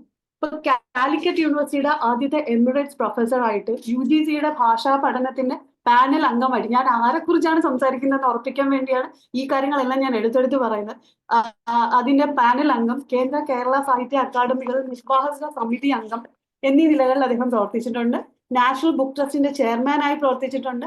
1962 ശരിക്കും പറഞ്ഞ കോൺഗ്രസ് പ്രതിനിധിയായിട്ട് തലശ്ശേരിയിൽ നിന്ന് അദ്ദേഹം പാർലമെന്റിലേക്ക് മത്സരിക്കുന്നത്. അന്ന് അദ്ദേഹത്തിനെതിരെ മത്സരിച്ചത് ആരാന്നറിയോ? നമ്മുടെ സ്വന്തം എസ് കെ പൊറ്റക്കാടാണ്. അപ്പൊ എസ് കെ പൊറ്റക്കാട് കമ്മ്യൂണിസ്റ്റ് പിന്തുണയോടുകൂടി മത്സരിക്കുകയും ഇദ്ദേഹം കോൺഗ്രസിന്റെ മെമ്പറായിട്ട് മത്സരിക്കുകയും ചെയ്തു. തോറ്റതിന് ശേഷം മലയാളത്തിന് നല്ലതാണോ ചീത്തയാണോ സംഭവിച്ചതെന്ന് എനിക്കറിയില്ല. പക്ഷെ ഒരു കാര്യം സംഭവിച്ചു, അഴീക്കോട് രാഷ്ട്രീയ പ്രസംഗങ്ങൾ ഉപേക്ഷിച്ചു ഏകദേശം. അദ്ദേഹം അവിടെ നിന്ന് ശരിക്കും പറഞ്ഞാൽ സാഹിത്യ വിമർശനത്തിലേക്കും മറ്റ് പ്രഭാഷണത്തിന്റെ കലകളിലേക്കും മാറി. ഒരു രാഷ്ട്രീയ പാർട്ടിക്ക് വേണ്ടി അതിന്റെ മൂല്യങ്ങൾക്ക് വേണ്ടിയോ ഉറച്ചു നിൽക്കാതെ നിശിതമായ വിമർശനം എല്ലാവർക്കും ചെയ്തുകൊണ്ട് എല്ലാവരുടെയും മൂല്യങ്ങളെ കുറിച്ച് സംസാരിച്ചുകൊണ്ടാണ് അദ്ദേഹം കടന്നുപോയത്. അപ്പോൾ അദ്ദേഹം ശരിക്കും 86-ാമത്തെ വയസ്സിൽ മരിക്കുമ്പോഴും അദ്ദേഹം അവിവാഹിതനായിരുന്നു. അദ്ദേഹത്തിന്റെ ജീവിതത്തിലെ ഒരുപാട് പോയിന്റ്സ് നമുക്ക് ഈ ഒരു അനുസ്മരണത്തിലൂടെ കടത്തിവിടാനുണ്ട്. കുറച്ച് സമയമുള്ളൂ, ഞാൻ പെട്ടെന്ന് പോവാം. അപ്പൊ ഏറ്റവും ആദ്യം അദ്ദേഹം സാഹിത്യകാരനായിരുന്നു, ഗാന്ധിയനായിരുന്നു, തത്വചിന്തകനായിരുന്നു. എല്ലാത്തിലും ഉപരി ഈ കേരളത്തിലെ ഒരു സാധാരണ മനുഷ്യനോട് ചോദിച്ചാൽ അഴീക്കോട് ആരായിരുന്നു? പ്രാസംഗികനായിരുന്നു, പ്രഭാഷണ കലയുടെ ആചാര്യനായിരുന്നു എന്ന് പറയും. കാരണം പ്രഭാഷണ കലയെ കുറിച്ച് അദ്ദേഹം എഴുതിയ ഒരു എസ്സേ ഇപ്പോഴും നമ്മൾ പഠിച്ചുകൊണ്ടിരിക്കുകയാണ്. ഹൗ ടു ബിക്കം, എങ്ങനെയാണ് ഒരു പ്രാസംഗികനാകേണ്ടത്, അതിന്റെ ക്വാളിറ്റീസ് എന്തൊക്കെയാണ്, എങ്ങനെയാണ് ജനങ്ങളുടെ ഹൃദയത്തിലേക്ക് സ്വന്തം ആശയങ്ങളെ കടത്തിവിടാൻ കഴിയുന്നത് എന്നുള്ളത് ഒരു കല തന്നെയാണ്. എന്ന് വെച്ചാൽ എല്ലാവർക്കും സംസാരിക്കാൻ കഴിയും, പക്ഷെ എല്ലാവർക്കും പ്രഭാഷകനാകാൻ കഴിയില്ല എന്നുള്ളതിന്റെ ബെസ്റ്റ് എക്സാമ്പിൾ ആണ് അഴീക്കോടിന്റെ പ്രഭാഷണ കല എന്ന് പറയുന്നത്. അപ്പൊ അതിൽ സാഗര ഗർജനം എന്താണ് ശരിക്കും പറഞ്ഞാൽ വൈക്കം മുഹമ്മദ് ബഷീർ അതിനെ ഉപമിച്ചത്. കാരണം സാഗര ഗർജനം എന്തുകൊണ്ടാണ് ഉപമിച്ചത്? അഴീക്കോടിന്റെ സംഭാഷണത്തിന്റെ സ്റ്റൈല് ഭയങ്കര ഡിഫറെന്റ് ആണ്. അപ്പൊ എനിക്ക് ഒരിക്കലും അഴീക്കോടിന്റെ ഒരു പ്രസംഗം പോലും നേരിട്ട് കേൾക്കാൻ കഴിഞ്ഞിട്ടില്ല. കാരണം എന്താ വെച്ചാൽ നമ്മൾ അന്ന് പ്രഭാഷണത്തിലേക്കൊന്നും എത്തുന്ന സമയമല്ല, നമ്മൾ പഠനത്തിന്റെ പേരിൽ ഓടി നടക്കുന്ന ഒരു സമയം. പക്ഷെ അദ്ദേഹത്തിന്റെ ഒരുപാട് വീഡിയോസ് ഞാൻ കണ്ടിട്ടുണ്ട്. കാരണം എന്താ വെച്ചാൽ ക്യൂരിയോസിറ്റി ഉണ്ടാണ്, എങ്ങനെയാണ് ഒരു പ്രഭാഷണ കല ഇതുപോലൊരു മഹത് വ്യക്തി നമ്മുടെ മുമ്പ് അവതരിപ്പിക്കുന്നത്, നമുക്ക് എന്തെങ്കിലും പഠിക്കാനുണ്ടോ, നമുക്ക് അതിൽ നിന്ന് എന്തെങ്കിലും കണ്ടെത്താനുണ്ടോ എന്ന് നോക്കാൻ വേണ്ടിയിട്ട് തന്നെ ഒത്തിരിയധികം വീഡിയോസ് ഞാൻ കണ്ടിട്ടുണ്ട്. അപ്പൊ എനിക്ക് മനസ്സിലായി എന്താണ് സാഗര ഗർജനം എന്ന് പറയുന്നത്. അപ്പൊ വളരെ പതിഞ്ഞ ശബ്ദത്തിൽ തുടങ്ങുന്ന ഒരു സംസാരം, ആ വിഷയത്തിന്റെ സീരിയസ്നെസ് ഉൾക്കൊണ്ടുകൊണ്ട് കയറി വരുന്ന ഒരു ശബ്ദം, ആ ശബ്ദം ലാസ്റ്റിൽ എത്തുമ്പോൾ സകല മനുഷ്യരുടെയും രോമങ്ങൾ എണീറ്റ് നിൽക്കുന്ന വിധത്തിലൊരു പ്രകമ്പനം, അതാണ് സാഗര ഗർജനം. ആദ്യം പുറകെ ഇരിക്കുന്ന ആൾക്കാർ സ്ട്രെയിൻ ചെയ്യുമായിരുന്നെന്നാണ് പറയുന്നത്, അദ്ദേഹം സംസാരിക്കുന്ന എന്താണെന്ന് കേൾക്കാൻ. പിന്നെ പുറകിൽ ഇരിക്കുന്നവരും മുമ്പിൽ ഇരിക്കുന്നവരും ഒരുപോലെ സ്പിരിറ്റഡ് ആവുന്ന ഒരു സംസാരത്തിന് ഒരു അനർഗളമായ പ്രവാഹമാണ് അവിടെ നടന്നുകൊണ്ടിരുന്നത്. അപ്പൊ അത് ശരിക്കും ഒരു വിദ്യുത് ശക്തി പോലെ ജനങ്ങളെ ആകർഷിച്ചിരുന്നത് കൊണ്ടാണ് ഒരുപക്ഷെ സാഗര ഗർജനം എന്ന് പറഞ്ഞൊരു പേരിൽ ഒരാൾ മാത്രം കേരളത്തിൽ അടയാളപ്പെടുത്തപ്പെട്ട സുകുമാർ അഴീക്കോടാണ്. ആയിരങ്ങളാണ് അദ്ദേഹത്തിന്റെ പ്രഭാഷണം കേൾക്കാനായിട്ട് വന്നുകൊണ്ടിരുന്നത്. നമ്മൾ ആത്മീയ പ്രഭാഷണങ്ങൾക്ക് ആളിനെ കൂട്ടുന്ന പോലെ അല്ലാതെ ഒരു പ്രഭാഷണ കലയ്ക്ക് വേണ്ടി ജനങ്ങൾ ഓടിക്കൂടുന്നെങ്കിൽ എത്ര വലുതായിരിക്കും ആ വ്യക്തിയുടെ കാന്തിക ശക്തി എന്നുള്ളത് നമ്മൾ ആലോചിക്കണം, അദ്ദേഹത്തിന്റെ വാക്കുകളുടെ. അപ്പൊ അദ്ദേഹത്തിന്റെ പിതാവിന്റെ ശരിക്കും പ്രഭാഷണങ്ങൾ തന്നെയാണ് അദ്ദേഹത്തിന് ഇതിലേക്ക് കൊണ്ടുവന്നത്. അപ്പൊ അതിനകത്ത് അദ്ദേഹത്തിന്റെ ആത്മകഥ വായിക്കണം എല്ലാവരും എന്ന് ഞാൻ നേരത്തെ സാറ് പറഞ്ഞ പോലെ തന്നെ പറയാണ്. അപ്പൊ ഇതിനൊരു സജഷൻ പുള്ളി പറയുന്നത് വെച്ചാൽ കാന്തത്തോട് ഇരുമ്പെന്ന പോലെയാണ് പ്രസംഗത്തിനോട് പുള്ളി അറ്റാച്ച്ഡ് ആയെന്നാണ്. കാരണം എന്ന് വെച്ചാൽ നമ്മുടെ ജീവിതത്തിൽ എന്താണ് ഏറ്റവും പ്രധാനപ്പെട്ട, നമ്മുടെ കർമ്മകാണ്ഡം എന്താണ് എന്നുള്ള തിരിച്ചറിവ് പലപ്പോഴും ആൾക്കാർക്ക് പല രീതിയിലാണ് വരുന്നത്. അപ്പൊ ഇദ്ദേഹത്തിന്റെ കാര്യത്തിൽ അത് അച്ഛൻ അറിയപ്പെടുന്ന പ്രഭാഷകനായിരുന്നു അഴീക്കോടത്തെ, അതുപോലെ തന്നെ വിദ്യാ സംഘത്തിന്റെ ഒരു പ്രവർത്തകനായിരുന്നു അദ്ദേഹം. അപ്പൊ അച്ഛന്റെ പ്രസംഗം ആദ്യമായിട്ട് കേട്ടതിനെ കുറിച്ച് അദ്ദേഹത്തിന്റെ ആത്മകഥയിൽ പറയുന്നത് ഇങ്ങനെയാണ്: ഒച്ച ഉയർത്തിയുള്ള സംസാരമല്ല, കേൾവിക്ക് മധുരമായ ശബ്ദമല്ല, ഗാംഭീര്യമുള്ള ശബ്ദം എന്നാണ് പറഞ്ഞത്. ഗാംഭീര്യമുള്ള ശബ്ദം വെള്ളം തോട്ടിലൂടെ ഒഴുകി പോകുമ്പോൾ ഗുളുഗുളു എന്ന താളത്തിലുള്ള ഒരു ഒച്ച കേൾക്കുമല്ലോ, അതുപോലെയുള്ള ഒരു ശബ്ദമാണ് എന്ന് അദ്ദേഹത്തിന്റെ സ്വന്തം അച്ഛന്റെ പ്രഭാഷണത്തിനെ കുറിച്ച് അദ്ദേഹം കമന്റ് ചെയ്യുന്നതാണ്. അപ്പൊ അതില് ഒരു വലിയ വാക്കുണ്ട്, എന്തെന്നൊരു താളമുണ്ട്. അപ്പൊ ഈ താളത്തിന്റെ ആ ഒരു ഇമ്പോർട്ടൻസ് എന്താണ് പ്രസംഗത്തിൽ എന്നുള്ളത് ഏറ്റവും ചെറിയ പ്രായത്തിൽ തന്നെ അദ്ദേഹത്തിന്റെ കൊച്ചു മനസ്സിൽ പതിയാൻ ഇടയായത് ഒരുപക്ഷെ ഇത്തരം ഉപദേശങ്ങളായിരിക്കും. നമ്മളെ കുട്ടിക്കാലത്ത് കിട്ടുന്ന ഉപദേശങ്ങൾ നമ്മൾ ഭയങ്കരമായിട്ട് സ്വാധീനിക്കും എന്ന് പറയാം. ഇപ്പൊ വാഗ്ഭടാനന്ദ ഗുരുദേവൻ അദ്ദേഹത്തിന്റെ ഏറ്റവും വലിയ അദ്ദേഹത്തിന്റെ സ്വാധീനം ചെലുത്തിയ ഒരാളാണ്. അപ്പൊ അദ്ദേഹത്തിന്റെ മഹത്തായ പ്രഭാഷണങ്ങൾ പല, അതിൽ വാഗ്ഭടാനന്ദൻ പറഞ്ഞിട്ടുള്ള ഒരു കാര്യമാണ് ശബ്ദഭാഷയും ശരീരഭാഷയും മാത്രമല്ല ആത്മാവിന്റെ ഭാഷ. ആത്മാവിന്റെ ഭാഷയും പ്രഭാഷണത്തിന് എത്രമാത്രം ഇമ്പോർട്ടന്റ് ആണെന്ന് അദ്ദേഹത്തിന് ബോധ്യപ്പെടുത്തിയത് ഒരുപക്ഷെ ഗുരുദേവനെ. നമ്മൾ ഈ ബോഡി ലാംഗ്വേജിനെ കുറിച്ച് പറയുമ്പോൾ നമ്മളെ ഇൻഫ്ലുവൻസ് ചെയ്തിട്ടുള്ള, നമ്മൾ എന്ന് പറയുമ്പോൾ ഒരിക്കലും ഒരു എഡ്യൂക്കേറ്റഡ് ആയിട്ടുള്ള ഒരു സമൂഹം മാത്രമല്ല. നമ്മളെന്ന് പറയുമ്പോൾ എല്ലാ തരത്തിലുള്ള വിദ്യാഭ്യാസ യോഗ്യതകളും ഉള്ളതും ഇല്ലാത്തതുമായിട്ടുള്ള ഒരു വലിയ ജനസമൂഹമാണ്. അപ്പൊ ഈ ജനസമൂഹത്തിനെ ഒരുപോലെ ഒരാൾക്ക് ഇൻഫ്ലുവൻസ് ചെയ്യാൻ കഴിയുമെങ്കിൽ അയാൾ ഒരു പ്രഭാഷകനാണ്. ഇപ്പൊ നമ്മളൊരു അക്കാഡമിക് സ്പീച്ച് നടത്തി, അപ്പൊ അക്കാഡമിക്കലി ഇമ്പോർട്ടന്റ് ആയിട്ടുള്ള ആൾക്കാർ അല്ലെങ്കിൽ അത് കേൾക്കാൻ താല്പര്യമുള്ള ആൾക്കാരെ അത് ഇൻഫ്ലുവൻസ് ചെയ്യുന്നതിന് യാതൊരു പ്രസക്തിയില്ല, കാരണം അതൊരു ലെക്ചറാണ്. അതേസമയം മീൻ വിൽക്കുന്ന ഒരാൾ, തൊഴിലുറപ്പിന് പോകുന്ന ഒരാൾ നിങ്ങളുടെ വാക്ക് കേട്ട് അവിടെ തറച്ചു നിൽക്കുകയാണ്. അതേപോലെ തന്നെ ഒരു കോളേജ് പ്രൊഫസർ നിങ്ങളെ കേൾക്കുന്നുണ്ടെങ്കിൽ നിങ്ങളുടെ വാക്കുകളിൽ എവിടെയോ ഒരു മാജിക് ഉണ്ട്. അത് നമ്മൾ ഗിഫ്റ്റ് ഓഫ് ഗ്യാബ് എന്നൊക്കെ പറയും ഇംഗ്ലീഷിൽ. അപ്പൊ അങ്ങനെ ഒരു ഗിഫ്റ്റ് ഓഫ് ഗ്യാബ് ഉള്ള ഒരാൾക്ക് മാത്രമേ അത് ചെയ്യാൻ പറ്റുള്ളൂ. അത് പരിശീലിപ്പിക്കപ്പെടാൻ ഒരു പരിധി വരെ പറ്റുമെങ്കിലും പലപ്പോഴും അത് ആത്മാവിന്റെ കലയാണ്. അതുകൊണ്ടാണ് ബോഡി ലാംഗ്വേജിന്റെ ഇമ്പോർട്ടൻസ്. ഇപ്പൊ നമ്മൾ തന്നെ പറയുമ്പോഴത്തേക്കും PS-ന്റെ പ്രസംഗം ആൾക്കാരെ ആവേശം കൊള്ളിച്ചുകൊണ്ടിരുന്ന, പുള്ളി ഉപയോഗിച്ചുകൊണ്ടിരുന്ന ചില സംജ്ഞകൾ, ചില കോമഡികൾ, ഈവൻ കെ കരുണാകരന്റെ പ്രസംഗകല ഇമിറ്റേറ്റ് ചെയ്യുന്ന ആൾക്കാരുണ്ട്. അപ്പൊ ഇതിനെയൊക്കെ പലരും ജോക്കായിട്ട് കാണുമെങ്കിൽ അത് അവരുടെ ഐഡന്റിറ്റിയാണ്. അപ്പൊ if you can create in identity alone you will be notable. അല്ലെങ്കിൽ എന്ന് വെച്ചാൽ നമ്മൾ സാധാരണ നമ്മൾ വലിയ കാര്യങ്ങളായിരിക്കും പറയുന്നത്, പക്ഷെ അത് ഒരിക്കലും മറ്റുള്ളവരുടെ ഹൃദയത്തിലേക്ക് കടക്കില്ല. ഞാൻ കുട്ടിയായിരുന്നപ്പോ എന്റെ അമ്മ, ഞങ്ങൾ 2 ഇരട്ട കുട്ടികളാണ്, അപ്പൊ ഞങ്ങൾ രണ്ടുപേരെയും സകല പ്രസംഗ സ്റ്റേജുകളിലും കയറ്റി വിടും. അപ്പൊ പുള്ളിക്കാരി അന്ന് 2 പ്രസംഗം എഴുതണം, കാരണം 2 പേരുണ്ടല്ലോ, 2 പേർക്ക് കൂടെ ഒരെണ്ണം എഴുതി കഴിഞ്ഞാൽ പ്രൈസ് കിട്ടില്ല. അപ്പൊ ഈ 2 എണ്ണം പഠിപ്പിക്കുമ്പോൾ കൊച്ചിലെ കുറെ കാര്യങ്ങൾ പറയും. കൈ പിറകെ കെട്ടി നിൽക്കണം, സ്റ്റേജിന്റെ നേരെ നോക്കുക, എന്ന് വെച്ചാൽ താഴെ അല്ല നോക്കേണ്ടത്, ആദ്യം ഇരിക്കുന്ന 3 പേരെ നോക്കരുത്, അവസാനത്തേക്ക് നോക്കുക. ഡ്രൈവ് ചെയ്യുമ്പോൾ നമ്മൾ നോക്കുന്നത് ഫ്രണ്ടിലല്ല, ഏറ്റവും അറ്റത്തോട്ടാണ്, അതുപോലെ നോക്കി നിന്ന് സംസാരിക്കുക. അതായത് നമ്മൾ കാണുന്ന ഒരാൾ ആ സ്റ്റേജിന്റെ ഏറ്റവും പിറകെ നിൽക്കുന്ന ഒരാളാണ്. അങ്ങനെയാണെങ്കിൽ നമ്മൾ എല്ലാവരെയും കാണും. അപ്പൊ ഞാൻ ഇന്ന് വരെ അനുവർത്തിച്ചിട്ടുള്ള ഒരു രീതി, ഞാൻ സംസാരിക്കുമ്പോൾ ഞാൻ എല്ലാവരെയും കാണാറുണ്ട്. കാരണം എന്ന് വെച്ചാൽ അത് കുട്ടിക്കാലത്ത് എനിക്ക് ഭാഗ്യം കൊണ്ട് കിട്ടിയ ഒരു അവസരമാണ്. ഇങ്ങനെയാണ് ആൾക്കാരെ അഭിസംബോധന ചെയ്യേണ്ടത്. അതായത് ഒരു വ്യക്തിയെയോ നമ്മളെ കേൾക്കുന്ന 2 3 പേരെയോ അല്ല, നമ്മളെ കേൾക്കുന്നു എന്ന് നമ്മൾ വിശ്വസിക്കുന്ന ഒരു വലിയ സമൂഹത്തിനെ അഭിമുഖീകരിച്ചുകൊണ്ട് സംസാരിക്കലാണ് ശരിക്കും പറഞ്ഞ പ്രഭാഷണ കല. അപ്പൊ അതുപോലെയുള്ള കുറെ കാര്യങ്ങൾ ഇത്തരം പ്രഭാഷണങ്ങളിൽ നിന്ന് കുട്ടികൾക്ക് നമുക്ക് പഠിപ്പിച്ചു കൊടുക്കാനുമുണ്ട്. എന്താണ് ആശയ സമ്പാദനം എന്നുള്ളത്. ഇപ്പൊ നമ്മളൊരു കാര്യം ഹൃദയത്തിന്റെ ഭാഷയിൽ പറയുമ്പോൾ അത് ഹൃദയവുമായിട്ട് സംബന്ധിച്ചാൽ മാത്രമേ ആശയം കൺവേ ചെയ്യപ്പെടുന്നുള്ളൂ, നമ്മൾ കേട്ടിരിക്കപ്പെടുന്നുള്ളൂ. അല്ലെങ്കിൽ കുറച്ച് കഴിയുമ്പോൾ ആൾക്കാർ കോട്ടുവായിടാൻ തുടങ്ങും, നമുക്ക് തന്നെ ബോറടിക്കും. അതുപോലെ തന്നെ ഇമ്പോർട്ടന്റ് ആണ് ആൾക്കാർക്ക് എവിടെ മടുത്തു എന്ന് മനസ്സിലാക്കി അവിടെ നിർത്താനുള്ള കഴിവ്. ഏറ്റവും ഇമ്പോർട്ടന്റ് ആയിട്ട് പ്രഭാഷണ കലയിലുള്ളത്, എനിക്കും സുകുമാർ അഴീക്കോടിന്റെ പ്രഭാഷണങ്ങൾ കേട്ടപ്പോഴും മനസ്സിലായിട്ടുള്ള, understand the person to whom you are talking. നിങ്ങളുടെ സമൂഹം ആരാണെന്ന് മനസ്സിലാക്കുക. വലിയ വലിയ കാര്യങ്ങൾ പറയുന്നത് ചെറിയ ചെറിയ ആൾക്കാരുടെ മനസ്സിലേക്ക് ആകരുത്, ചെറിയ ചെറിയ കാര്യങ്ങൾ തിരിച്ചു ആകരുത്. നിങ്ങളൊരു പൊതുസമൂഹത്തിനെയാണ് അഭിസംബോധന ചെയ്യുന്നതെങ്കിൽ എല്ലാവർക്കുമായിട്ട് സംസാരിക്കുക. അപ്പൊ അത്രയും വലിയൊരു ഐഡിയോളജി കിട്ടുന്ന ഒരു വീഡിയോസ് ആണ് അദ്ദേഹത്തിന്റെ പ്രഭാഷണങ്ങളെല്ലാം. പിന്നെ അദ്ദേഹത്തിന്റെ പ്രൈമറി ക്ലാസ് അധ്യാപകനായിരുന്ന MT കുമാരൻ മാസ്റ്റർ, അദ്ദേഹം എഴുതി കാണാപ്പാടം പഠിപ്പിച്ചതാണ് അഴീക്കോടിന്റെ ആദ്യത്തെ പ്രസംഗം എന്ന് ഞാൻ വായിച്ചു. അപ്പൊ അതിൽ എന്നെ ഏറ്റവും അധികം ഞെട്ടിച്ചൊരു സംഭവം എന്ന് പറഞ്ഞാൽ, ഇതിൽ ഇവരെടുത്ത വിഷയമാണ് പുനർജന്മം. Can you think of it? ഒരു കുട്ടിക്ക് ഒരു അധ്യാപകൻ കൊടുക്കുന്ന ഒരു വിഷയമാണ് പുനർജന്മം. ഇന്ന് പറ്റുമോ? ഇന്ന് നമുക്ക് തരുവാണ് പുനർജന്മം എന്ന് പറയുന്ന ഒരു വിഷയത്തെ കുറിച്ച് പറയാൻ പറ്റുന്ന എത്ര അധ്യാപകർ നമുക്കുണ്ട്. അപ്പൊ എനിക്ക് തോന്നുന്നു കാലഘട്ടത്തിന്റെ നഷ്ടമാണ് ഇത്തരം അധ്യാപകർ.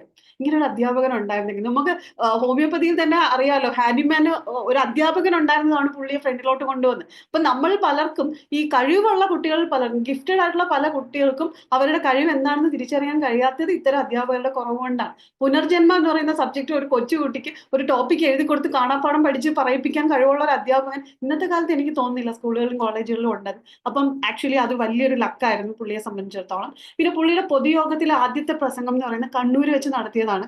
ആശാന്റെ തത്വചിന്തയും ഭാരതീയ വീക്ഷണവും എന്നുള്ളതായിരുന്നു ആ ടോപ്പിക്ക്. പിന്നീട് സാഹിത്യ സമ്മേളനങ്ങളിലെ ഒരു സ്ഥിരം എൻട്രി ആയിട്ട് അദ്ദേഹം മാറുകയാണ്. പിന്നെ കോൺഗ്രസിന്റെ, ഞാൻ നേരത്തെ പറഞ്ഞാൽ ആ തോൽവിയോട് കൂടി ശരിക്കും പറഞ്ഞാൽ രാഷ്ട്രീയ പ്രസംഗങ്ങൾ അദ്ദേഹം ഏകദേശം അവസാനിപ്പിച്ചെന്ന് തന്നെ പറയാം. പിന്നെ പ്രഭാഷണത്തിലെ അദ്ദേഹത്തിന്റെ അഴീക്കോടൻ സ്റ്റൈൽ, ഒരുപാട് പേര് ശരിക്കും പറഞ്ഞാൽ ഈ കുട്ടികൾ ചെയ്യുന്ന ഒരു ചതിയുണ്ട്. അതായത് ഈ യൂണിവേഴ്സിറ്റി യൂത്ത് ഫെസ്റ്റിവൽസിലും ബാക്കിയുള്ള കോമ്പറ്റീഷൻസിലും ഒക്കെ കയറി ആൾക്കാരെ അനുകരിക്കും. അപ്പം കെ കരുണാകരനെ അനുകരിച്ച് പ്രസംഗ മത്സരത്തിന് പോകുന്ന ടീമുണ്ട്, ക്യാൻ യു ബിലീവ്? അപ്പൊ അതുപോലെ അഴീക്കോടിനെ അനുകരിക്കാൻ ശ്രമിക്കുന്നവരുണ്ട്. അപ്പൊ ഈ അനുകരണ കല അല്ല പ്രഭാഷണം എന്നുള്ളത് എടുത്തെടുത്ത് പറഞ്ഞ ഒരാളാണ് അദ്ദേഹം. കാരണം എന്ന് വെച്ചാൽ ഒരാളുടെ വ്യക്തിത്വമാണ് അയാളുടെ ബോഡി ലാംഗ്വേജ്, അത് ഒരിക്കലും മറ്റൊരാളിന് കോപ്പി ചെയ്യാൻ പറ്റുന്നതല്ല.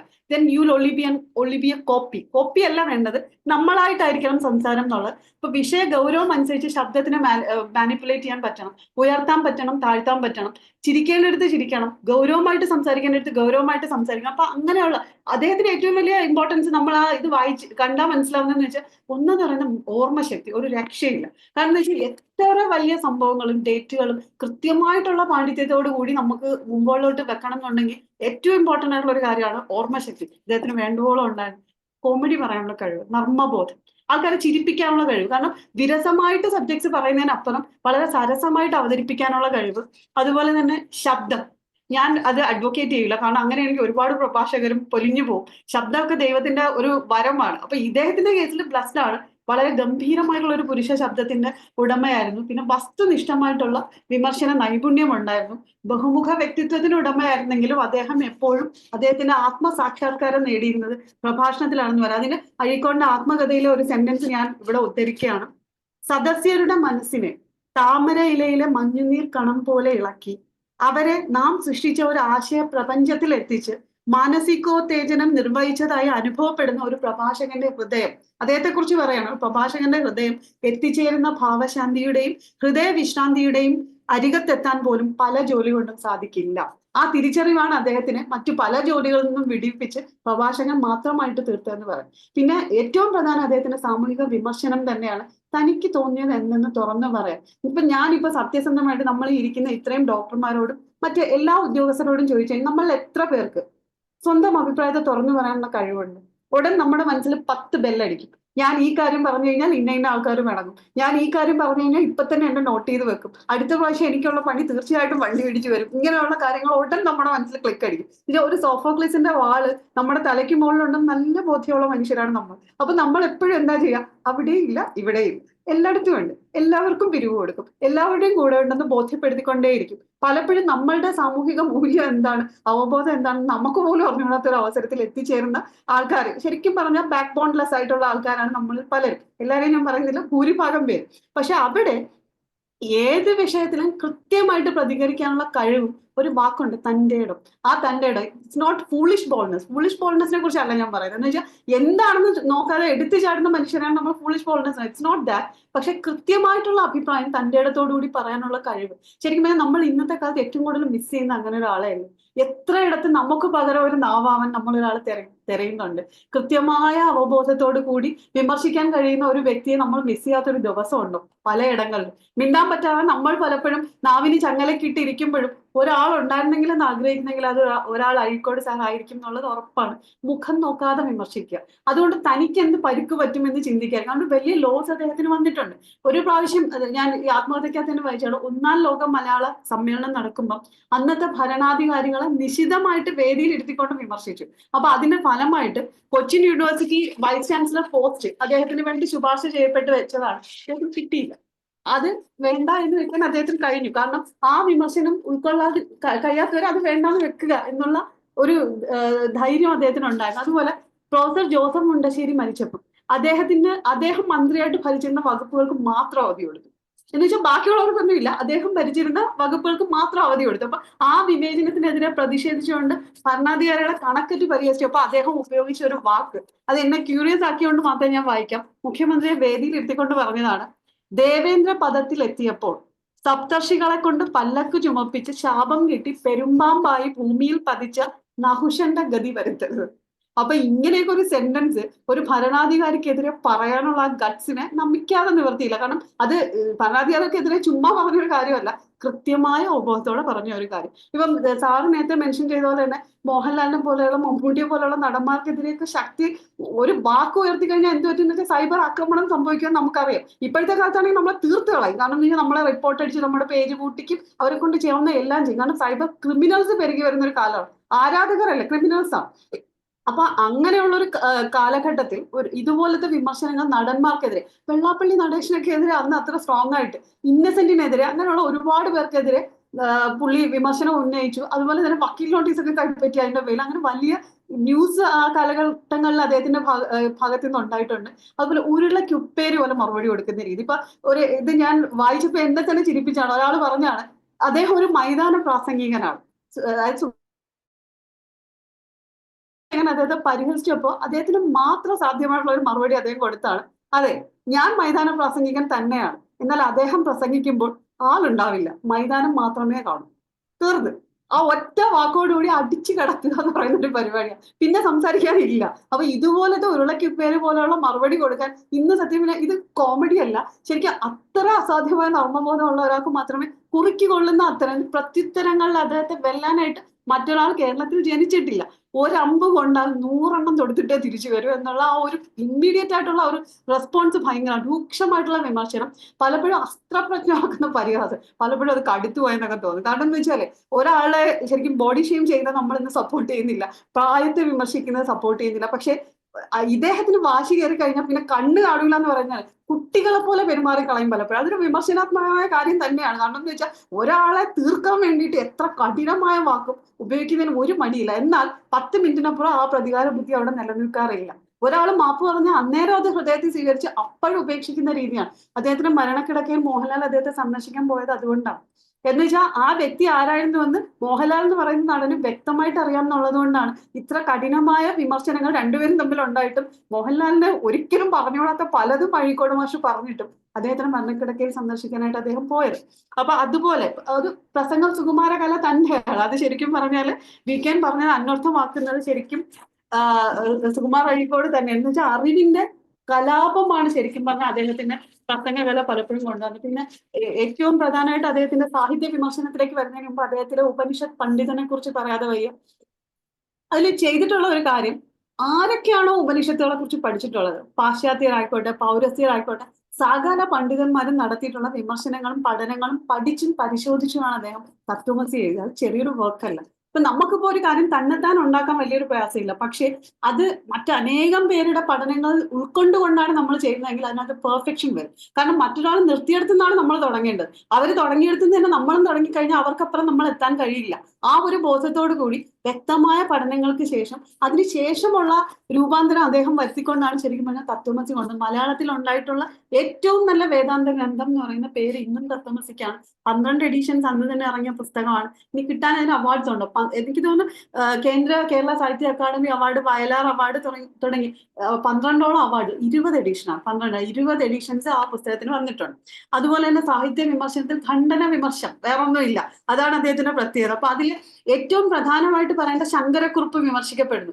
മലയാളത്തിൽ അന്നും ഇന്നും ഒരു വ്യക്തിയുടെ കൃതികളെ മാത്രം എടുത്ത് ഒരു വ്യക്തിയെ മാത്രം മുന്നിൽ നിർത്തിക്കൊണ്ടുള്ള വിമർശനം നടത്തിയിട്ടുള്ള ഒരു സാഹിത്യ ഗ്രന്ഥം മലയാളത്തിൽ ഉണ്ടായിട്ടേ ഇല്ല. അപ്പൊ ഇത്തരം സാഹിത്യ ഗ്രന്ഥം കൊണ്ട് ശങ്കരക്കുറുപ്പ് എന്ന് പറയുന്ന കവി അസ്തമിക്കുകയല്ല ചെയ്തത്, അദ്ദേഹത്തിന്റെ പ്രശസ്തി ഉയരുകയാണ് ചെയ്തത്. അവിടെയാണ് വിമർശനം എന്താണെന്നുള്ളത്.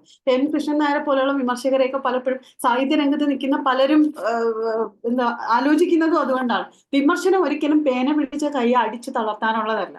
നമ്മുടെ പേന പിടിച്ച കൈയെ ശക്തിപ്പെടുത്താനുള്ള പ്രോപ്പറായിട്ടുള്ള ഗൈഡൻസ് ആണ് ശരിക്കും വിമർശനം എന്ന് പറയുന്നത്. അല്ലാതെ ഒരിക്കലും ഒരു വ്യക്തിയെ തകർക്കലല്ല വിമർശനം. പലപ്പോഴും മലയാളത്തിലെ ഇന്നത്തെ നിരൂപകർക്ക് അറിഞ്ഞുകൂടാത്ത ഒരു കാര്യമാണ് വ്യക്തികളെ വ്യക്തിഹത്യ ചെയ്ത് അവരുടെ എഴുതാനുള്ള കഴിവിനെ എന്നേക്കായിട്ട് നശിപ്പിക്കുന്നതിന് ഒരിക്കലും നമ്മൾ വിമർശനം എന്ന് പറയൂല. അതുപോലെ തന്നെ ഒരു മഹാകവിയുടെ ഒരു കൃതി മാത്രം എടുത്ത് പഠന വിധേയമാക്കുന്ന ഒരു കൃതി ശരിക്കും അഴീക്കോട് മാത്രമാണ് ചെയ്തിരിക്കുന്നത്. അദ്ദേഹത്തിന്റെ ആദ്യ ഗ്രന്ഥമായിട്ടുള്ള ആശാന്റെ സീതാകാവ്യം അതിനുള്ള ഒരു പ്രത്യേകതയാണ്. ഒരുപാട് പ്രത്യേകതയുള്ള കൃതികളുണ്ട്. ഞാൻ പറഞ്ഞ തത്വമസിയുണ്ട്, അതുപോലെ ആശാന്റെ സീതാകാവ്യം, രമണനും മലയാള കവിതയും, മഹാത്മാവിന്റെ മാർഗം, അതുപോലെ മലയാള സാഹിത്യ വിമർശനം, ഇങ്ങനെ ഒത്തിരി പുസ്തകം. പിന്നെ അദ്ദേഹത്തിന് കിട്ടിയിട്ടില്ലാത്ത അവാർഡ്സ് ഇല്ല. വയലാർ അവാർഡ്, വള്ളത്തോൾ പുരസ്കാരം, എഴുത്തച്ഛൻ പുരസ്കാരം എല്ലാം ചെയ്തു. പക്ഷെ അപ്പോഴും ഒരു വിവാദം ഉണ്ടാക്കിയിട്ടാണ് പോയത്. ഓർക്കുന്നുണ്ടോ? 2007 പത്മശ്രീ പുരസ്കാരം നിസ്സാരമായിട്ട് ഒന്നങ്ങ് നിരസിച്ചു. അപ്പൊ ആ നിരസിച്ചപ്പോൾ ഉണ്ടായ വലിയൊരു വാർത്താ പ്രാധാന്യം ഹൈക്കോടതി ലഭിക്കുകയും ചെയ്തു. അത് ഒരുപാട് കാരണങ്ങളുണ്ടായിട്ട് പിന്നില്. അതുപോലെ സാറ് നേരത്തെ പറഞ്ഞ പ്രഭാഷണങ്ങൾ സമാഹരിച്ചിരുന്ന അഴീക്കോടിന്റെ പ്രഭാഷണങ്ങൾ, അദ്ദേഹത്തിന്റെ ഫലിതങ്ങൾ, ജോക്സിനെ കളക്ട് ചെയ്തുകൊണ്ട് അഴീക്കോടിന്റെ ഫലിതങ്ങൾ എന്നുള്ള 2 പുസ്തകം. പക്ഷെ അധികം ചർച്ച ചെയ്യപ്പെടാത്ത ഒരു മഹത്തായ കാര്യം അദ്ദേഹം ചെയ്തിട്ടുണ്ട്. അതൊരു വിവർത്തനമാണ്. ഏതാണെന്നറിയാമോ വിവർത്തനം? Adventures of Huckleberry Finn, Mark ട്വെയിനിന്റെ നോവലാണ്. അപ്പൊ അതിനെ ഇദ്ദേഹം വിവർത്തനം നടത്തിയത് ഇങ്ങനെയാണ്: ഹക്കിൾബെറി ഫെന്നിന്റെ വിക്രമം. ഹക്കിൾബെറി ഫെന്നിന്റെ വിക്രമം എന്ന് പറയുന്ന അദ്ദേഹത്തിന്റെ വിവർത്തന കൃതിയാണ്. അപ്പൊ ശരിക്കും പറഞ്ഞാൽ നമ്മൾ അത്ഭുതപ്പെട്ടു. ഈ വേദങ്ങളും ഉപനിഷത്തുകളും ഗ്രന്ഥങ്ങളും ഒക്കെ പഠിക്കുന്ന ഒരാള് ഡിറ്റക്റ്റീവ് നോവൽസും കുട്ടികളുടെ നോവൽസും ഒക്കെ വായിക്കും. ഒന്നിനും അയിത്തം കൽപ്പിക്കാത്തൊരു വായനയായിരുന്നു. ശരിക്കും പറഞ്ഞാൽ മലയാളത്തിൽ അറിയപ്പെടുന്ന ഒരു ഡിറ്റക്റ്റീവ് വായനക്കാരനായിരുന്നു. അബദ്ധമൊക്കെ നോവലുകളുടെ ആരാധകനായിരുന്നു ശരിക്കും പറഞ്ഞാൽ അഴീക്കോട്. ആർതർ കോനൻ ഡോയിലും അഗത ക്രിസ്റ്റി അങ്ങനെയുള്ള എല്ലാവരെയും വായിക്കുമായിരുന്നു. അപ്പൊ മേ ബി അദ്ദേഹത്തിന്റെ ഈ ഇഴകീറി ചുരുളഴിച്ച് ഓരോ കാര്യങ്ങളെയും പരിശോധിക്കാനുള്ള കഴിവ് ഒരുപക്ഷെ അതിൽ നിന്ന് വന്നതായിരിക്കാം. ഈ ഡിറ്റക്റ്റീവ് വായന അദ്ദേഹത്തിന് ഹെൽപ്പ് ചെയ്തിരിക്കും. പിന്നെ അദ്ദേഹത്തിന്റെ ഫുഡ് ക്രൈസ് ഒക്കെ മലയാളികൾ ഓരോരുത്തരും വന്ന് തമാശയോടുകൂടി നെഞ്ചേറ്റിയാണ്. ഭയങ്കര ഗാന്ധിയനാണ്. പക്ഷെ ഫുഡിന്റെ കാര്യത്തിൽ ഗാന്ധിയൻ മാർഗം അദ്ദേഹം സ്വീകരിച്ചിട്ടേ ഇല്ല. കോഴിക്കോടൻ ബിരിയാണി ഭയങ്കരമായിട്ട് ഇഷ്ടപ്പെട്ടിരുന്ന ഒരാളാണ്. മീൻകറി ഇല്ലാതെ ജീവിക്കാതിരുന്ന ഒരാളാണ്. അതിൽ ഒരു കോമഡി പ്രസംഗം, ഒരു വാക്ക് അദ്ദേഹം അതിനെക്കുറിച്ച് പറഞ്ഞിട്ടുണ്ട്. വളരെ സരസമായിട്ട് പറഞ്ഞതാണ്: കള്ളുകുടിയന്മാരോട് എനിക്ക് ഒരേ ഒരു കാര്യത്തിലേ മതിപ്പുള്ളൂ എന്നാണ് പറഞ്ഞത്. കള്ളുകുടിയന്മാരോട് എനിക്ക് ഒരേ ഒരു കാര്യത്തിലേ മതിപ്പുള്ളൂ, മീൻകറി വേണമെന്നുള്ള വകതിരിവ് എത്ര കുടിച്ചാലും അവർക്ക് നഷ്ടപ്പെടാറില്ല. അതായത് അവർ എത്ര മദ്യപിച്ചാലും മീൻകറി വേണമെന്നുള്ള അവരുടെ ഐഡിയ അവർക്ക് മാറ്റിവെക്കാൻ കഴിയില്ല. അതുകൊണ്ട് അവരോട് ഭയങ്കരമായ ആരാധനയാണെന്നാണ് അദ്ദേഹം പറഞ്ഞത്. ഇപ്പൊ വേറെ പറയേണ്ട ഒരു കാര്യം എന്ന് വെച്ചാൽ അദ്ദേഹത്തിന് ഗാന്ധിയൻ മാർഗത്തെ കുറിച്ച് പറഞ്ഞല്ലോ. ഗാന്ധി പ്രഭാഷണ പരമ്പര നടത്തിയിട്ടുണ്ട്. അതായത് കേരളത്തിലെ ഓരോ ജില്ലകളിലും ഗാന്ധി പ്രഭാഷണം നടത്താനായിട്ട് അദ്ദേഹം ഇറങ്ങി തിരിച്ചു നടന്നിട്ടുണ്ട്. അതിൽ ഒരു കാര്യം, ഇത് റെക്കോർഡല്ല, പക്ഷെ ഒരു വീഡിയോയിൽ ഞാൻ കാഷ്വലി കേട്ട ഒരു കാര്യമാണ്. ഗാന്ധി വെടിയേറ്റ് മരിച്ചപ്പോൾ ഞാൻ കരഞ്ഞുകൊണ്ട് സരോജിനി നായിഡുവിന്റെ അടുത്ത് ചെന്നു. അയ്യോ, ഗാന്ധി വെടിയേറ്റ് മരിച്ചിരിക്കുന്നു. അപ്പൊ സരോജിനി നായിഡു പറഞ്ഞ ഒരു കാര്യമുണ്ട്, എടാ മണ്ട, ബാബുജിയുടേത് രാജകീയ മരണമാണ്. അദ്ദേഹം ഒരിക്കലും കുളിമുറിയിൽ തെന്നി വീണോ ജലദോഷം പിടിച്ചോ മരിക്കേണ്ട ഒരു വ്യക്തി ആയിരുന്നില്ല. അദ്ദേഹത്തിന്റെ രക്തസാക്ഷിത്വമാണ് അദ്ദേഹത്തെ ജനങ്ങളുടെ മനസ്സിൽ അജയനാക്കിയത്. അപ്പൊ ഇങ്ങനെ ഒരുപാട് വ്യത്യസ്തമായ ഗാന്ധിയൻ ചിന്തകൾ അദ്ദേഹത്തിന്റെ പുസ്തകങ്ങളിൽ വരുന്നുണ്ട്. പിന്നെ വർഗീയതക്കെതിരെയുള്ള അദ്ദേഹത്തിന്റെ ഫൈറ്റ്, മതേതരത്വത്തിനും ദേശീയോദ്ഗ്രഥനത്തിനും വേണ്ടി ഒരുപാട് വലിയ ഫൈറ്റ്സ് നടത്തി. ബാബറി മസ്ജിദ് തകർക്കപ്പെട്ടപ്പോൾ അതിനെതിരെ നിശിതമായ വിമർശനങ്ങൾ കൊണ്ടുവന്നു. ഒരുപാട് വധഭീഷണി വരെ നേരിട്ടു. അതുപോലെ വേദങ്ങളും ഉപനിഷത്തുകളും ഉദ്ധരിച്ചുകൊണ്ട് തന്നെ ഭാരതീയ ദർശനം എന്താണെന്ന് ഉദ്ഘോഷിച്ചുകൊണ്ട് ഇതിനെതിരെ ഫൈറ്റ് ചെയ്യാൻ പറ്റി. പിന്നെ അദ്ദേഹത്തിന്റെ ക്രിക്കറ്റ് ക്രേസ് ഒന്ന് ആലോചിച്ച് നോക്കുക, എന്തുതരം മനുഷ്യനാണ്. നമ്മൾ ഇന്നത്തെ ബുദ്ധിജീവി എന്ന് പറയുന്ന ആൾക്കാർ പലപ്പോഴും കപട ബുദ്ധിജീവികളാണെന്ന് എന്തുകൊണ്ടാണ് പറയുന്നത്? ഒരു പുസ്തകം കൈ പിടിച്ചിരിക്കുന്ന പുസ്തകം മുഴുവൻ ഒരിക്കലും ബുദ്ധിജീവി നമ്മൾ വിളിക്കുക. ഒരു മനുഷ്യന്റെ എല്ലാത്തരം വീക്ക്നെസ്സും, അയാളുടെ ഭക്ഷണ ക്രേസ്, അയാളുടെ കളിയോടുള്ള താല്പര്യം, അയാളുടെ കലകളോടുള്ള താല്പര്യം, അയാളുടെ വിമർശനം, അയാളുടെ ഉരുളക്കുപ്പേരിയുള്ള മറുപടി, ഇതെല്ലാം കൂടെ ചേർത്ത് സമഗ്രമായിട്ടുള്ള ഒരു വ്യക്തിയാണ് നമ്മുടെ മുമ്പിൽ അവതരിപ്പിക്കപ്പെട്ടത്, ആ സുകുമാർ അഴീക്കോട് എന്നുള്ള പേര്. അതുകൊണ്ടാണ് മെമ്മറി ഇത്രയും ബ്യൂട്ടിഫുൾ ആണ്. അപ്പൊ ഇന്ത്യ ക്രിക്കറ്റ് കളിക്കുന്ന സമയത്ത് പ്രഭാഷണത്തിന് പോകില്ല എന്ന് വാശി പിടിച്ചിരുന്ന ഒരാളാണ്. അതുപോലെ തന്നെ ഫുട്ബോൾ ക്രേസ് ഉണ്ടായിരുന്നു, ടെന്നീസ് ക്രേസ് ഉണ്ടായിരുന്നു. ഇതെല്ലാം കൂടെ ചേർന്നൊരു വ്യക്തിയാണ്.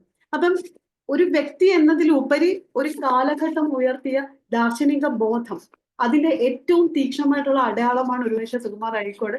നമ്മുടെ ഭാഷകളുടെ ഏറ്റവും വലിയ പ്രഭാഷകൻ. തെരുവിന്റെ അങ്ങേയറ്റത്ത് നിൽക്കുന്ന തൊഴിലാളിക്ക് വ്യക്തമായി മനസ്സിലാക്കാൻ കഴിയുന്ന വിധത്തിൽ ഭാഷയെ വ്യക്തമായി ഉപയോഗിക്കുകയും തനിക്ക് പറയാനുള്ള ആശയങ്ങൾ മറ്റുള്ളവരിലേക്ക് എത്തിക്കുകയും ചെയ്തു. ഉരുക്ക് ശക്തിയോടെ തന്റെ അഭിപ്രായങ്ങളെ ജനങ്ങളിലേക്ക് എത്തിച്ചു.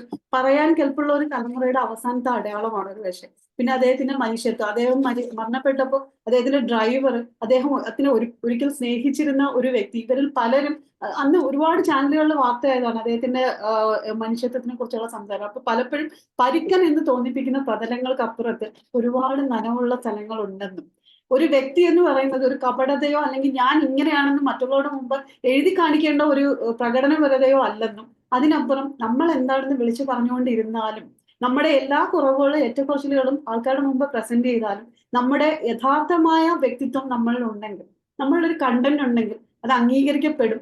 ഒരിക്കലും ആരെയും അംഗീകരിക്കാത്ത ഒരു തലമുറയുടെ വക്താക്കളായിട്ട് ഇരുന്നുകൊണ്ട്, അല്ലെങ്കിൽ ആ തലമുറയെ നേരിടുന്ന വ്യക്തികൾ എന്നുള്ള രീതിയിൽ ഇരുന്നുകൊണ്ട് കാലങ്ങൾക്കപ്പുറത്ത് നിന്ന് നമ്മളൊരു പ്രഭാഷകനെ ഓർമ്മിക്കുകയാണ്, വേദനയോടെ സ്മരിക്കുകയാണ്. ഇന്നത്തെ കാലഘട്ടത്തിൽ ഇങ്ങനെ ഒച്ച ഉയർത്തി സ്വന്തം അഭിപ്രായങ്ങളെ നമുക്ക് വേണ്ടി തന്റെ ഇടത്തോടെ പറയാൻ ഒരാൾ ഇല്ലാതെ പോയല്ലോ. അപ്പം സുകുമാർ അഴീക്കോട്, അദ്ദേഹം നമ്മുടെ എല്ലാവരുടെയും ഹൃദയത്തിൽ എല്ലാ കാലത്തും നിറഞ്ഞു നിൽക്കും. അദ്ദേഹത്തിന് സ്മരണാഞ്ജലി. Thank you. അതെ, വളരെ ഉജ്ജ്വലമായിരുന്നു. ഷീബ പറഞ്ഞ പോലെ അയിത്തം കൽപ്പിക്കാത്ത വായനക്കാരൻ എന്ന് പറഞ്ഞ വളരെ ശ്രദ്ധേയമായിരുന്നു. അതുപോലെ വേറെ കാര്യം ഉണ്ടായി, ആത്മാവിന്റെ ഭാഷ. ആത്മാവിന്റെ ഭാഷയുടെ പ്രസംഗം എന്ന് കേൾക്കുമ്പോൾ ആദ്യം ഓർമ്മ വരുന്ന സ്വാമി വിവേകാനന്ദന്റെ പ്രസംഗമാണ്. എന്തുകൊണ്ടാണ് വിവേകാനന്ദൻ ഇത്ര മണിക്കൂറുള്ള സംസാരിച്ചപ്പോ തികച്ചും അപരിതനായ ഒരു വ്യക്തിയാണ്, അപരിതമായ വിഷയത്തെക്കുറിച്ച് സംസാരിക്കുന്നത്. പക്ഷെ എവിടെയാണ് അവിടെ അത് സംഭവിച്ചത്? ഈ ഒരു ലയനം സംഭവിച്ചത് ആത്മാവിന്റെ ഭാഷ തന്നെയായിരുന്നു. പിന്നെ പറയുകയുണ്ടായി, വൈദ്യശാസ്ത്രം, വാണിജ്യം, ചുരുക്കി പറഞ്ഞ വിവിധ മേഖലകളിലൂടെ കടന്നു പോകാനുള്ള കഴിവുണ്ട്, അതുകൊണ്ട് തന്നെയാണ് സംഭവിച്ചത്. പിന്നെ പറഞ്ഞ കാലഘട്ടത്തിൽ നഷ്ടമാണ്. പുനർജന്മത്തെ കുറിച്ച് ഒരു പുസ്തകം, അല്ല ഇന്നത്തെ കാലത്താണ് എന്തായിരുന്നു അവസ്ഥ, ആ സാറിന്റെ അവസ്ഥ. അതുപോലെ തന്നെ അടിയന്തരാവസ്ഥയെ കുറിച്ച് സംസാരിച്ചപ്പോൾ മാതൃഭൂമി പത്രത്തിലുണ്ടായിരുന്നു, എഴുത്തോ നിന്റെ കഴുത്തോ വലുതെന്ന് ചോദിച്ചതല്ല. അന്ന് കുറെ ഇവര് തമ്മിലാണെന്ന് തോന്നുന്നു. എനിക്ക് ബാലേന്ദ്രൻ ചുള്ളിക്കാടും സുകുമാർ അഴീക്കോടും ഭയങ്കര തർക്കം ഉണ്ടായി. അവസാനം എം ഗോവിന്ദൻ ചോദിച്ചു, എഴുത്താണോ കഴുത്താണോ വലുതെന്ന് ചോദ്യമുണ്ട്. ഇങ്ങനെ രസകരമായ പല കാര്യങ്ങളുണ്ട്. പിന്നെ സുകുമാരന്റെ വാക്കാണെന്ന് തോന്നുന്നു, അഭിപ്രായം ഇരുമ്പലക്കയല്ല എന്നുള്ളത്. അങ്ങനെ ഡോക്ടർ ഷീബ ഒരുപാട് കാര്യങ്ങളിലേക്ക് കടന്നുപോയി. നമുക്കൊരു 10 മിനിറ്റ് ചർച്ചയിലേക്ക് പോകാം. അഭിപ്രായങ്ങൾ പറയാനുള്ള തീർച്ചയായിട്ടും പരീസ് സാർ എന്ത് പറയുന്നു? വളരെ മുതിർന്ന ഒരു വ്യക്തിത്വമാണ് പരീസ് സാറേ. ഹലോ, കേൾക്കാമോ? കേൾക്കാം സാർ, കേൾക്കാം. Good evening. ഇനി ഡോക്ടർ ഷീബ പറഞ്ഞതിന് ശേഷം വേറെ ഒന്നും പറയാനില്ലെന്ന് എനിക്ക് തോന്നുന്നു. ഞാൻ ഉദ്ദേശിച്ച കാര്യങ്ങൾ അതിൻ്റെ അപ്പുറവും പറഞ്ഞു കഴിഞ്ഞു. ഏതാണ്ട് സുകുമാർ അഴീക്കോട് സാറിൻ്റെ ഒരു ഡ്യൂപ്ലിക്കേറ്റ് എന്ന് വേണമെങ്കിലും പറയാം. ആ രീതിയിൽ കാര്യങ്ങളെ വളരെ വിസ്തരിച്ച് എന്താണ് സുകുമാർ അഴീക്കോട്, എന്തായിരിക്കണം, എന്തായിരിക്കും എന്നുള്ള രീതിയിലുള്ള സംഭാഷണം ശരിക്കും പറഞ്ഞാൽ കൂടുതലായിട്ടൊന്നും പറയാൻ എനിക്ക് തോന്നുന്നില്ല. അദ്ദേഹം സാഹിത്യ പ്രതിഭയായിരുന്നു, പ്രശസ്തനായ ഒരു എഴുത്തുകാരനും സാമൂഹ്യ പ്രവർത്തകനായിരുന്നു എന്നുള്ളതിന് ആർക്കും സംശയമില്ല. അദ്ദേഹത്തിൻ്റെ സാഹിത്യ രചനകൾ, സാമൂഹ്യ വിമർശനങ്ങളും മലയാള സാഹിത്യത്തിലും സാംസ്കാരിക പ്രതികൃതിയിലും ആഴത്തിലുള്ള സ്വാധീനം ചെലുത്തിയിട്ടുണ്ട്. അദ്ദേഹത്തിൻ്റെ കൃതികൾ വായിച്ചാൽ നമുക്ക് മനസ്സിലാകും.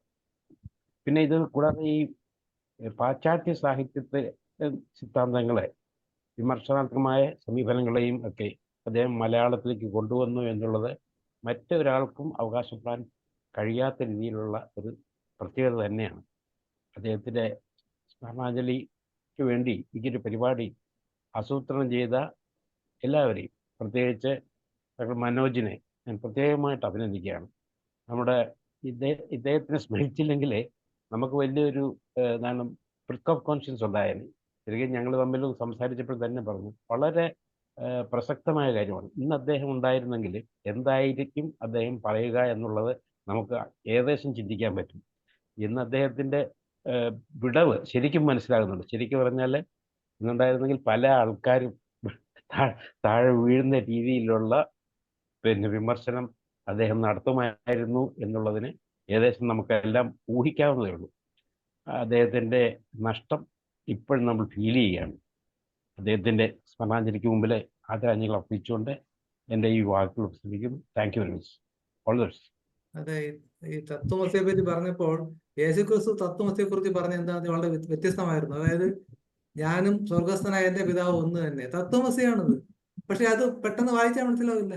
ഇതുപോലെ സാധാരണ കൃതികളെ മറ്റുള്ളവരിലേക്ക് എത്തിക്കാനുള്ള മീഡിയേറ്റർ ആയിട്ട് ഒരു തരത്തിലുള്ള സിദ്ധൌഷധമാണ്. കാരണം എന്ന് വെച്ചാല് ഈ സാഹിത്യവും കലയും ഒന്നും ഇല്ലെങ്കിൽ മനുഷ്യൻ എവിടെ എത്തിയിരുന്നേനെ?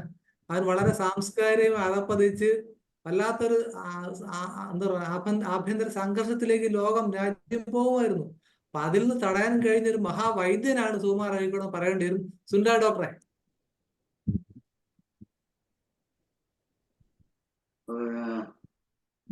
ഞാന് ആദ്യമായിട്ട് ഗവൺമെന്റ് സർവീസിൽ കയറുന്ന അഴീക്കോടാണ്. അപ്പൊ അവിടെ വരുമ്പോ തന്നെ ഈ മിക്കവാറും അവിടെ എല്ലാ സ്കൂളുകളിലും ഗ്രന്ഥശാലകളിലൊക്കെ തന്നെ ഇപ്പൊ അഴീക്കോട് സ്മരണയ്ക്ക് വേണ്ടിയുള്ള ഹാളുകളുണ്ട്. ഏത് ഹാൾ, എവിടെ ഹാൾ വെച്ചാലും എൻ്റെ എല്ലാം പേര് അഴീക്കോട് സ്മാരക, സുകുമാർ അഴീക്കോട് സ്മാരക ഹാളാണ്. വളരെ അവിടുത്തെ ആൾക്കാരെല്ലാം തന്നെ വളരെ അഭിമാനപൂർവ്വം നെഞ്ചിലേറ്റിയ ഒരു പേരാണ് സുകുമാർ അഴീക്കോട്. പിന്നെ ഡോക്ടർ ഷീബയുടെ പ്രഭാഷണത്തിൽ നല്ലൊരു ഹോമിയോപ്പതി കേസ് ടേക്കിംഗ് ആയിരുന്നു. എക്സാക്ട് പിക്ചറാണ് വരച്ചിരിക്കുന്നത്. നല്ല രസമായിട്ട് തന്നെ, വളരെ ഭംഗിയായിട്ട് തന്നെ അവതരിപ്പിക്കുകയും ചെയ്തു. വളരെ നല്ല ആ ഒരു പ്രസന്റേഷൻ തീർച്ചയായിട്ടും അഭിനന്ദനം അർഹിക്കുന്നു. ഞാനും ഈ അദ്ദേഹത്തിന്റെ സ്മരണ അദ്ദേഹത്തിന്റെ ഒരു പ്രത്യേക സ്ലാങ് ആയിരുന്നു ആൾക്കാരെ കൂടുതൽ അദ്ദേഹത്തിന്റെ പ്രസംഗത്തെ പിടിച്ചിരുത്തി. പ്രത്യേക സ്ലാങ്. ഞാൻ അദ്ദേഹത്തിന്റെ സ്മരണയ്ക്ക് അദ്ദേഹത്തിന്റെ നന്ദി. ഓക്കെ, എന്തായാലും സുകുമാർ അഴീക്കോട് നാട്ടിൽ പോയി ജോലി ചെയ്തു. അങ്ങനെ ഭാഗ്യമുണ്ടായ ഡോക്ടർ സുനിൽരാജ് മാത്രമല്ല, നമ്മുടെ ഹോമിയോപ്പതി മെഡിക്കൽ ഓഫീസർമാർ അസോസിയേഷനിലെ ശക്തനായ നേതാവും വളരെ കാലം അസോസിയേഷൻ മുമ്പോട്ട് നയിച്ചതുമായ ഒരു വ്യക്തി കൂടിയാണ്. അതുകൊണ്ട് തന്നെയാണ് ഡോക്ടർ സുനിൽരാജ് ക്ഷണിച്ചത്. ഡോക്ടർ സന്ദീപ് സംസാരിക്കുന്നുണ്ടോ? Doctor Sandeep. Doctor Rajan K sir നേരത്തെ ഹാൻഡ് റൈസ് ചെയ്തു, പിന്നെ കണ്ടില്ല. രാജൻ സാറെ സംസാരിക്കാമോ?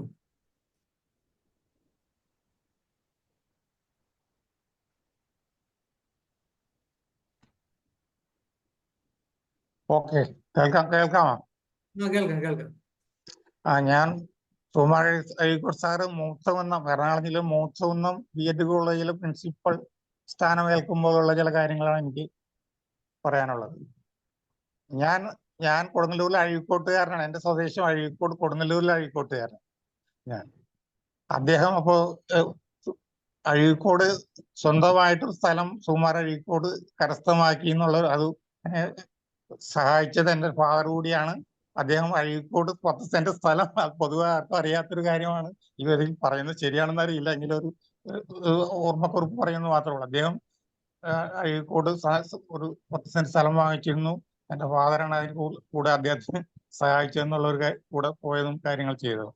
പിന്നെ ഈ അദ്ദേഹം ആ കാലത്ത് ചെറായി ശ്രീധരൻ ഡോക്ടറുടെ ഒരു പേഷ്യന്റ് ആയിരുന്നു. MBS സമരകാലത്ത് സെനറ്റ് ആ സമരം ഓർക്കുന്നുണ്ടാവുമല്ലോ, MBA സമരകാലം ബഹളം ഉണ്ടായ കാലത്ത് അദ്ദേഹം വൈസ് ചാൻസലറായിരുന്നു കാലിക്കറ്റ് യൂണിവേഴ്സിറ്റിയുടെ. അന്ന് ചർച്ചയിൽ പങ്കെടുത്ത മനോരമ റിപ്പോർട്ട് ഞാൻ ഇപ്പോൾ ഓർക്കുന്നു. ഒരു പൊതി മരുന്ന് വായലിട്ടുകൊണ്ടാണ് അദ്ദേഹം ആ ചർച്ചയിൽ പങ്കെടുത്തുന്ന മനോരമ പ്രത്യേകം അന്ന് റിപ്പോർട്ട് ചെയ്തത് ആരെങ്കിലും ഓർക്കുന്നുണ്ടോ എന്നറിയില്ല. ഈ അഴീക്കോട് സ്ഥലം വാങ്ങിയ കാര്യം അദ്ദേഹത്തിന്റെ ആ ചരണത്തിനോട് കേരള കൗമുദി റിപ്പോർട്ട് ചെയ്ത സംഭവമാണ്. വളരെയധികം അടുത്ത് അങ്ങനെ മാലിങ്കര ഞാൻ പഠിക്കുന്ന കോളേജും ഈ SNM കോളേജും BEd കോളേജിന് അടുത്താണ്. അങ്ങനെയുള്ളൊരു കണക്ഷനും അവിടെ അദ്ദേഹമായിട്ടുണ്ടായിരുന്നു. ഈ കാര്യങ്ങൾ ഇത്രയും പറഞ്ഞുകൊണ്ട് എന്റെ വാക്കുകൾ ചുരുക്കുന്നു. ഈ സാഹിത്യപരമായ കാര്യങ്ങളൊക്കെ പറയാൻ എന്നെ കൊണ്ടാവില്ല. ഓക്കെ ഡോക്ടർ, തീർച്ചയായിട്ടും അങ്ങ് വളരെ വളരെ അടുത്ത ആളായിരുന്നു മനസ്സിലായി. അപ്പൊ അത്രയൊരു നമുക്ക് ഇൻപുട്ട് കിട്ടിയത് വലിയ കാര്യമാണ്. സാഗര ഗർജനം അതൊരു ഉഗ്രം വാക്ക് തന്നെയാണ്. നമുക്ക് വേണ്ടതും അത് തന്നെയാണ്. സാഗരങ്ങൾ ഗർജിക്കട്ടെ. ഇത് സംസാരിക്കാൻ ദയവായിട്ട് hand raise. Ramadevi doctor Ramadevi Empadi doctor unmute ചെയ്യാമോ? കേൾക്കാമോ? അത് കേൾക്കാം.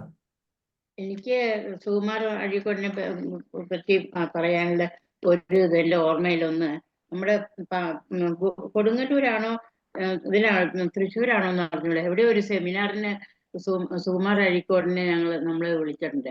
ആ സമയത്ത് എനിക്ക് തോന്നുന്നു അങ്ങേർക്ക് പ്രോസ്റ്റേറ്റ് ഗ്ലാൻഡിന്റെ എന്തോ ഇൻഫർമേഷനോ എന്തോ ഉണ്ടായിരുന്നു തോന്നുന്നു, അതോ പൈൽസിന്റെയോ എന്തോ കംപ്ലൈന്റ് ഉണ്ടായിരുന്നു. അപ്പൊ പറയാണ്, ഞാൻ ഹോമിയോപ്പതിയാണ് വിശ്വസിക്കുന്നത്, ഹോമിയോപ്പതി മരുന്നാണ് ഞാൻ കഴിക്കുന്നത്.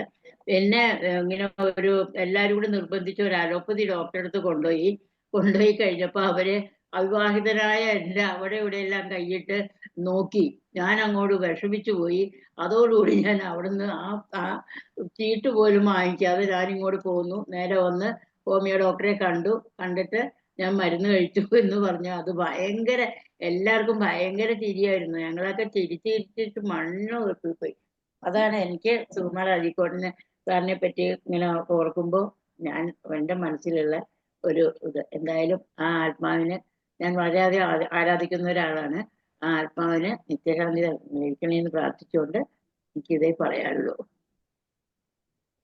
ഡോക്ടർ നേരത്തെ പറഞ്ഞല്ലോ, നർമ്മബോധത്തെ കുറിച്ച് പറഞ്ഞല്ലോ, അത് വളരെ എന്തായാലും ഡോക്ടർ പറയാനുണ്ടായ സന്തോഷം. സന്ദീപ്, ഡോക്ടർ സന്ദീപ് അൺമ്യൂട്ട് ചെയ്യാമോ? കേൾക്കാമോ സർ? കേൾക്കാം. നമസ്കാരം. സുകുമാർ അഴീക്കോട് എന്ന് പറഞ്ഞൊരു പേര് കണ്ട് മീറ്റിംഗിലേക്ക് ചാടി വീണ ഒരാളെന്ന നിലയിൽ സംസാരിക്കാൻ അവസരം ലഭിച്ചതിൽ വളരെ സന്തോഷം. സുകുമാർ അഴീക്കോട് എന്ന പേര് കേൾക്കുമ്പോൾ തന്നെ ആളുകൾ ഇപ്പോഴും വളരെ ആഗ്രഹത്തോടെ, വളരെ കൗതുകത്തോടെ അദ്ദേഹത്തിനെ പറ്റി കേൾക്കാനും അദ്ദേഹം പറഞ്ഞ കാര്യങ്ങളെ പറ്റി സംസാരിക്കാനും മുന്നിട്ട് വരുന്നു എന്നത് തന്നെ അദ്ദേഹത്തിന്റെ പ്രസക്തി എത്രത്തോളമാണ് എന്ന് നമുക്ക് മനസ്സിലാക്കാൻ കഴിയുന്ന കാര്യമാണ്. കാരണം ഇത്രയും വർഷമായി അദ്ദേഹം മൺമറഞ്ഞു പോയിട്ട്, എന്നിട്ടും അദ്ദേഹത്തിന്റെ വാക്കുകൾക്കും അദ്ദേഹത്തിന്റെ പ്രഭാഷണങ്ങൾക്കും അദ്ദേഹത്തിന്റെ എഴുത്തുകൾക്കും ഇത്രത്തോളം ശക്തി ഉണ്ടെങ്കിൽ അദ്ദേഹത്തിന്റെ സാഹിത്യപരമായ കഴിവുകൾ മാത്രമല്ല, പ്രഭാഷണപരമായ കഴിവുകൾ മാത്രമല്ല, വ്യക്തിത്വത്തിന് തന്നെ കേരളത്തോടും സമൂഹത്തോടും പറയാൻ ഒരുപാട് കാര്യങ്ങൾ ഉണ്ടായിരുന്നു. അത് ഇന്നും പ്രസക്തമായി തന്നെ നിലകൊള്ളുന്നു. എൻ്റെ ഒരു ചെറിയ അനുഭവം മാത്രം പറയാം. വർഷങ്ങൾക്ക് മുമ്പ്, വളരെ ചെറുതായിരുന്ന സമയത്ത് ഒരിക്കൽ മാത്രമാണ് സുകുമാർ അഴീക്കോടിന്റെ പ്രഭാഷണം അല്പമെങ്കിലും നേരിട്ട് കേൾക്കാൻ ഭാഗ്യം ലഭിച്ചത്. അപ്പോൾ ശരിക്കും ആ പ്രഭാഷണത്തിൽ എന്താണ് അദ്ദേഹം പറയുന്നതെന്നോ പ്രഭാഷണം എന്താണെന്നോ ഒന്നും തിരിച്ചറിവില്ലാത്ത ഒരു സമയത്താണ്. എങ്കിലും മുമ്പ് ശിവ മാഡം പറഞ്ഞതുപോലെ, ആ ശിവ മാഡം അദ്ദേഹത്തിന്റെ അച്ഛന്റെ പ്രസംഗത്തെ പറ്റിയാണ് പറഞ്ഞെങ്കിലും എനിക്ക് ആദ്യം തോന്നിയത് അങ്ങനെയാണ്. തോട്ടിൽ കൂടി വെള്ളം ഗുളുഗുളു ശബ്ദത്തിൽ ഒഴുകുന്നത് പോലെ ഒരു ശബ്ദം, അത് വളരെ പതിഞ്ഞ ഒരു സ്വരം, അത് ഒരു ചെറിയ വിറയൽ കൂടെയുള്ള ഒരു സ്വരം. അത് എന്താണ് ഇദ്ദേഹത്തിന്റെ പ്രസംഗത്തിന് ഇത്രയധികം ആൾക്കാർ കൂടി നിൽക്കുന്നതെന്ന് എന്നെ അത്ഭുതപ്പെടുത്തി.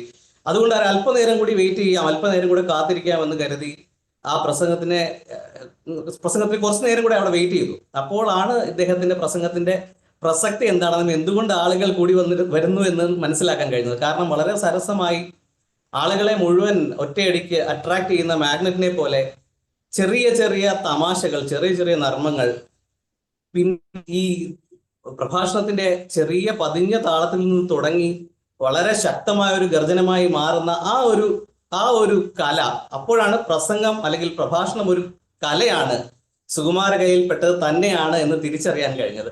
പ്രസംഗം എന്താണെന്നോ പ്രഭാഷണം എന്താണെന്നോ അറിയാത്ത ഒരു സമയത്ത് അദ്ദേഹത്തിന്റെ പ്രസംഗം കേട്ട് കഴിഞ്ഞപ്പോൾ ഇത് കൊള്ളാമല്ലോ സംഗതി എന്ന് തോന്നി. അതിനുശേഷം പലപ്പോഴും അദ്ദേഹത്തിന്റെ വാക്കുകൾ TV-യിലൂടെയും പത്രത്തിലൂടെയും ഒക്കെ അറിയാൻ കഴിഞ്ഞു, കേൾക്കാനും കഴിഞ്ഞിട്ടുണ്ട്. അദ്ദേഹത്തിന്റെ സംഭാവനകളെ പറ്റിയും കുറേയേറെ മനസ്സിലാക്കാനും കഴിഞ്ഞിട്ടുണ്ട്. പക്ഷേ അദ്ദേഹത്തിന്റെ നഷ്ടം, അദ്ദേഹം ഇല്ലാതായതിന്റെ നഷ്ടം കേരള സമൂഹത്തിന്റെ തന്നെ ഒരു വലിയ നഷ്ടമായി തന്നെ നിലകൊള്ളുന്നു. വളരെ നന്ദി സംസാരിക്കാൻ അവസരം ലഭിച്ചത്. സന്ദീപ് ക്യാമറ ഓൺ ചെയ്താൽ കാണാൻ പറ്റും, നല്ല ശബ്ദത്തിന്റെ ഉടമയാണെന്ന് മനസ്സിലായി.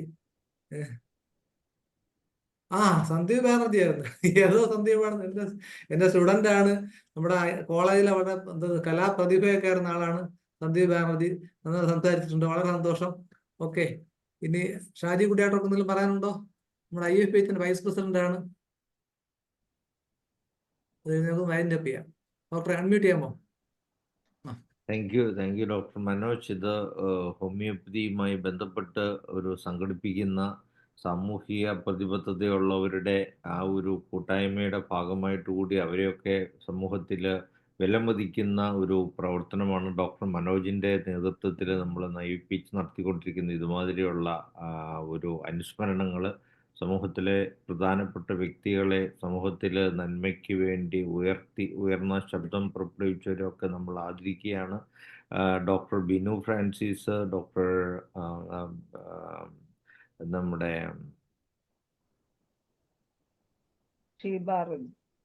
ഷീബ വളരെ നല്ല പ്രഭാഷണമാണ് കാഴ്ചവെച്ചത്. അതുപോലെ തന്നെ ഞാനത് കേട്ടോണ്ടിരിക്കുകയായിരുന്നു. ഞാൻ ഇവിടെ ഫിലിപ്പീൻസിൽ ഇപ്പോൾ 1 മണിയായി. ഞാനത് കേൾക്കാൻ വേണ്ടി ഇരിക്കുകയായിരുന്നു ഷീബ ഡോക്ടറുടെ പ്രസംഗം.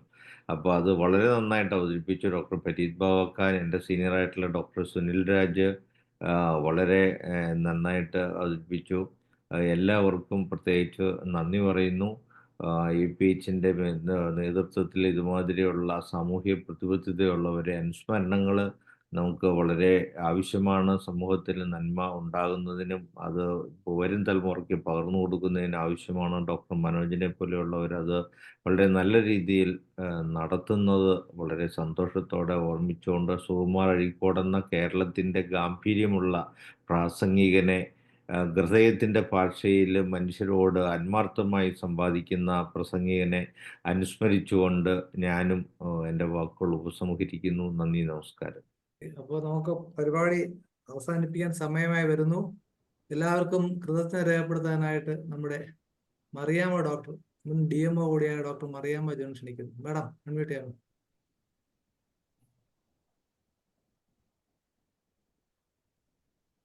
എല്ലാവർക്കും നമസ്കാരം. IFPH സംഘടിപ്പിച്ച പ്രൊഫസർ സുകുമാർ അഴീക്കോട് അനുസ്മരണ ചടങ്ങിന്റെ ഉദ്ഘാടന കർമ്മം നിർവഹിക്കുകയും പഠനകാലത്ത് സുകുമാർ സാറിനെ കുറിച്ച് തെറ്റായി ചിന്തിക്കുകയും പിന്നീട് അത് ഓർത്ത് അദ്ദേഹത്തെ പൂർണ്ണമായി മനസ്സിലാക്കുകയും സമൂഹത്തിൽ കാണുന്ന തിന്മകളെ വിമർശിക്കാൻ ധൈര്യം കാണിച്ച ഒരു വ്യക്തിത്വമായും തിരിച്ചറിയുകയും വാഗ്മിയും ഭാഷാ പണ്ഡിതനും സാഹിത്യ നിരീക്ഷകനും പ്രഭാഷകനുമായി തിരിച്ചറിയുകയും നമുക്ക് അദ്ദേഹത്തെ പരിചയപ്പെടുത്തുകയും ചെയ്ത Kerala water authority joint managing ഡയറക്ടറും Kerala rural water supply sanitation authority executive director കൂടിയായ ഡോക്ടർ ബിനു ഫ്രാൻസിസ് IAS അവരുടെ IFPHന്റെയും ഇതിൽ പങ്കെടുത്ത എല്ലാവരുടെയും പേരിൽ ആദരപൂർവ്വം നന്ദി അറിയിക്കുകയാണ്. അതുപോലെ തന്നെ സുകുമാർ അഴീക്കോട് അനുസ്മരണ പ്രഭാഷണം നടത്തുകയും അദ്ദേഹത്തിന്റെ ജീവചരിത്രങ്ങൾ വിവരിക്കുകയും അദ്ദേഹത്തിന്റെ ഓർമ്മശക്തി, നർമ്മബോധം, ഗംഭീര ശബ്ദം, ബഹുമത്വ വ്യക്തിത്വത്തിന്റെ ഉടമയാണെന്ന് അവതരിപ്പിക്കുകയും വളരെ ഗംഭീരമായ ഒരു അവതരണം നമുക്ക് കാഴ്ചവെച്ച കൊല്ലം ജില്ലയിലെ Kulanada government homeo dispensary chief medical officer doctor Sheeba Rajith കുമാറിന് ഹൃദയപൂർവ്വം നന്ദി അറിയിക്കുന്നു. അതുപോലെ തന്നെ ഈ ഒരു ചടങ്ങിന്റെ ഔപചാരികമായ സ്വാഗതം ആശംസിച്ച retired chief medical officer Shaila ഡോക്ടർക്ക് സ്നേഹപൂർവ്വം നന്ദി അറിയിക്കുന്നു. ഈ പരിപാടിയുടെ ആസൂത്രണരും മോഡറേറ്ററും കൂടിയായ government chief medical officer Manoj ഡോക്ടറിനെ സന്തോഷപൂർവ്വം നന്ദി അറിയിക്കുകയാണ്. IFPHന്റെ ഭാരവാഹികളും ഈ പ്രതിദിന സൂം വെബിനാറിന്റെ പുറകിൽ അധ്വാനിക്കുന്ന Dhanesh doctor, Hubert doctor, Anilkumar doctor എന്നിവരെ പ്രത്യേകിച്ചും, അതുപോലെ തന്നെ ഇന്നത്തെ ഈ പരിപാടി വിജയകരമാക്കി ഇതിൽ പങ്കെടുത്ത എല്ലാ ഡോക്ടർമാർക്കും ഹോമിയോപ്പതി സ്നേഹികൾക്കും വിദ്യാർത്ഥികൾക്കും പ്രത്യേകം നന്ദി അറിയിക്കുന്നു. നമ്മളുടെ ഈ പരിപാടി ഇത്രയും ഭംഗിയായി നടത്താൻ നമ്മളെ സഹായിച്ച ഈശ്വരന് നന്ദി അർപ്പിച്ചുകൊണ്ട് നിർത്തട്ടെ. നന്ദി, നമസ്കാരം. ഇവിടെ ഗസ്റ്റിനെ നമുക്ക് കൊണ്ടുവന്നത് കേരളമോദിയിലെ കലാമേഡമാണ്. കലാമേഡത്തിനാണ് നന്ദി പറയുന്നത്. പിന്നെ ഇന്റർനെറ്റിന് നന്ദി പറയുന്നത് ബ്രേക്കൊന്നും വരുത്താതെ എത്തിക്കാൻ കഴിയുന്നുള്ള സന്തോഷം. എന്തായാലും വളരെ ഭംഗിയായിട്ട് പരിപാടി നടത്താൻ കഴിഞ്ഞു. ഒരു കാര്യം കൂടെ ഡോക്ടർ നമ്മുടെ ഈ പരിപാടിക്ക് അഭിപ്രായങ്ങൾ അറിയിച്ച പരിഭാവക്കാൻ സാറ്, സുനിൽ രാജ് ഡോക്ടർ, അതേപോലെ തന്നെ വ്യക്തിപരമായി പരിചയമുള്ള Rajan doctor, Ramadevi Empadi madam, Sandeep doctor, അതുപോലെ ഷാജി കുടിയേറ്റ് ഡോക്ടർ എന്നിവർക്കും പ്രത്യേകം നന്ദി അറിയിക്കുകയാണ്. ഈ സന്ദീപ് ഡോക്ടറെ അറിയായിരിക്കും, നമ്മുടെ ബാനർജി ഡോക്ടറുടെ മകനാണ്. സുനില ഡോക്ടർക്കും ടൈലർ ഡോക്ടർക്കും അറിയായിരിക്കും. ബാനർജി ഡോക്ടറുടെ മകനാണ്. ഇപ്പൊ ഹൈദരാബാദിലാണ്, സെൻട്രൽ ഗവൺമെന്റ് സർവീസിലാണ്. അപ്പൊ നമുക്ക് ഇന്നത്തെ പരിപാടി അവസാന സമയമായി. നാളെ ഇതേ സമയം വീണ്ടും കാണാമെന്ന പ്രതീക്ഷയോടെ എല്ലാവർക്കും സുഖനിദ്ര, ശുഭരാത്രി. നന്ദി, നമസ്കാരം.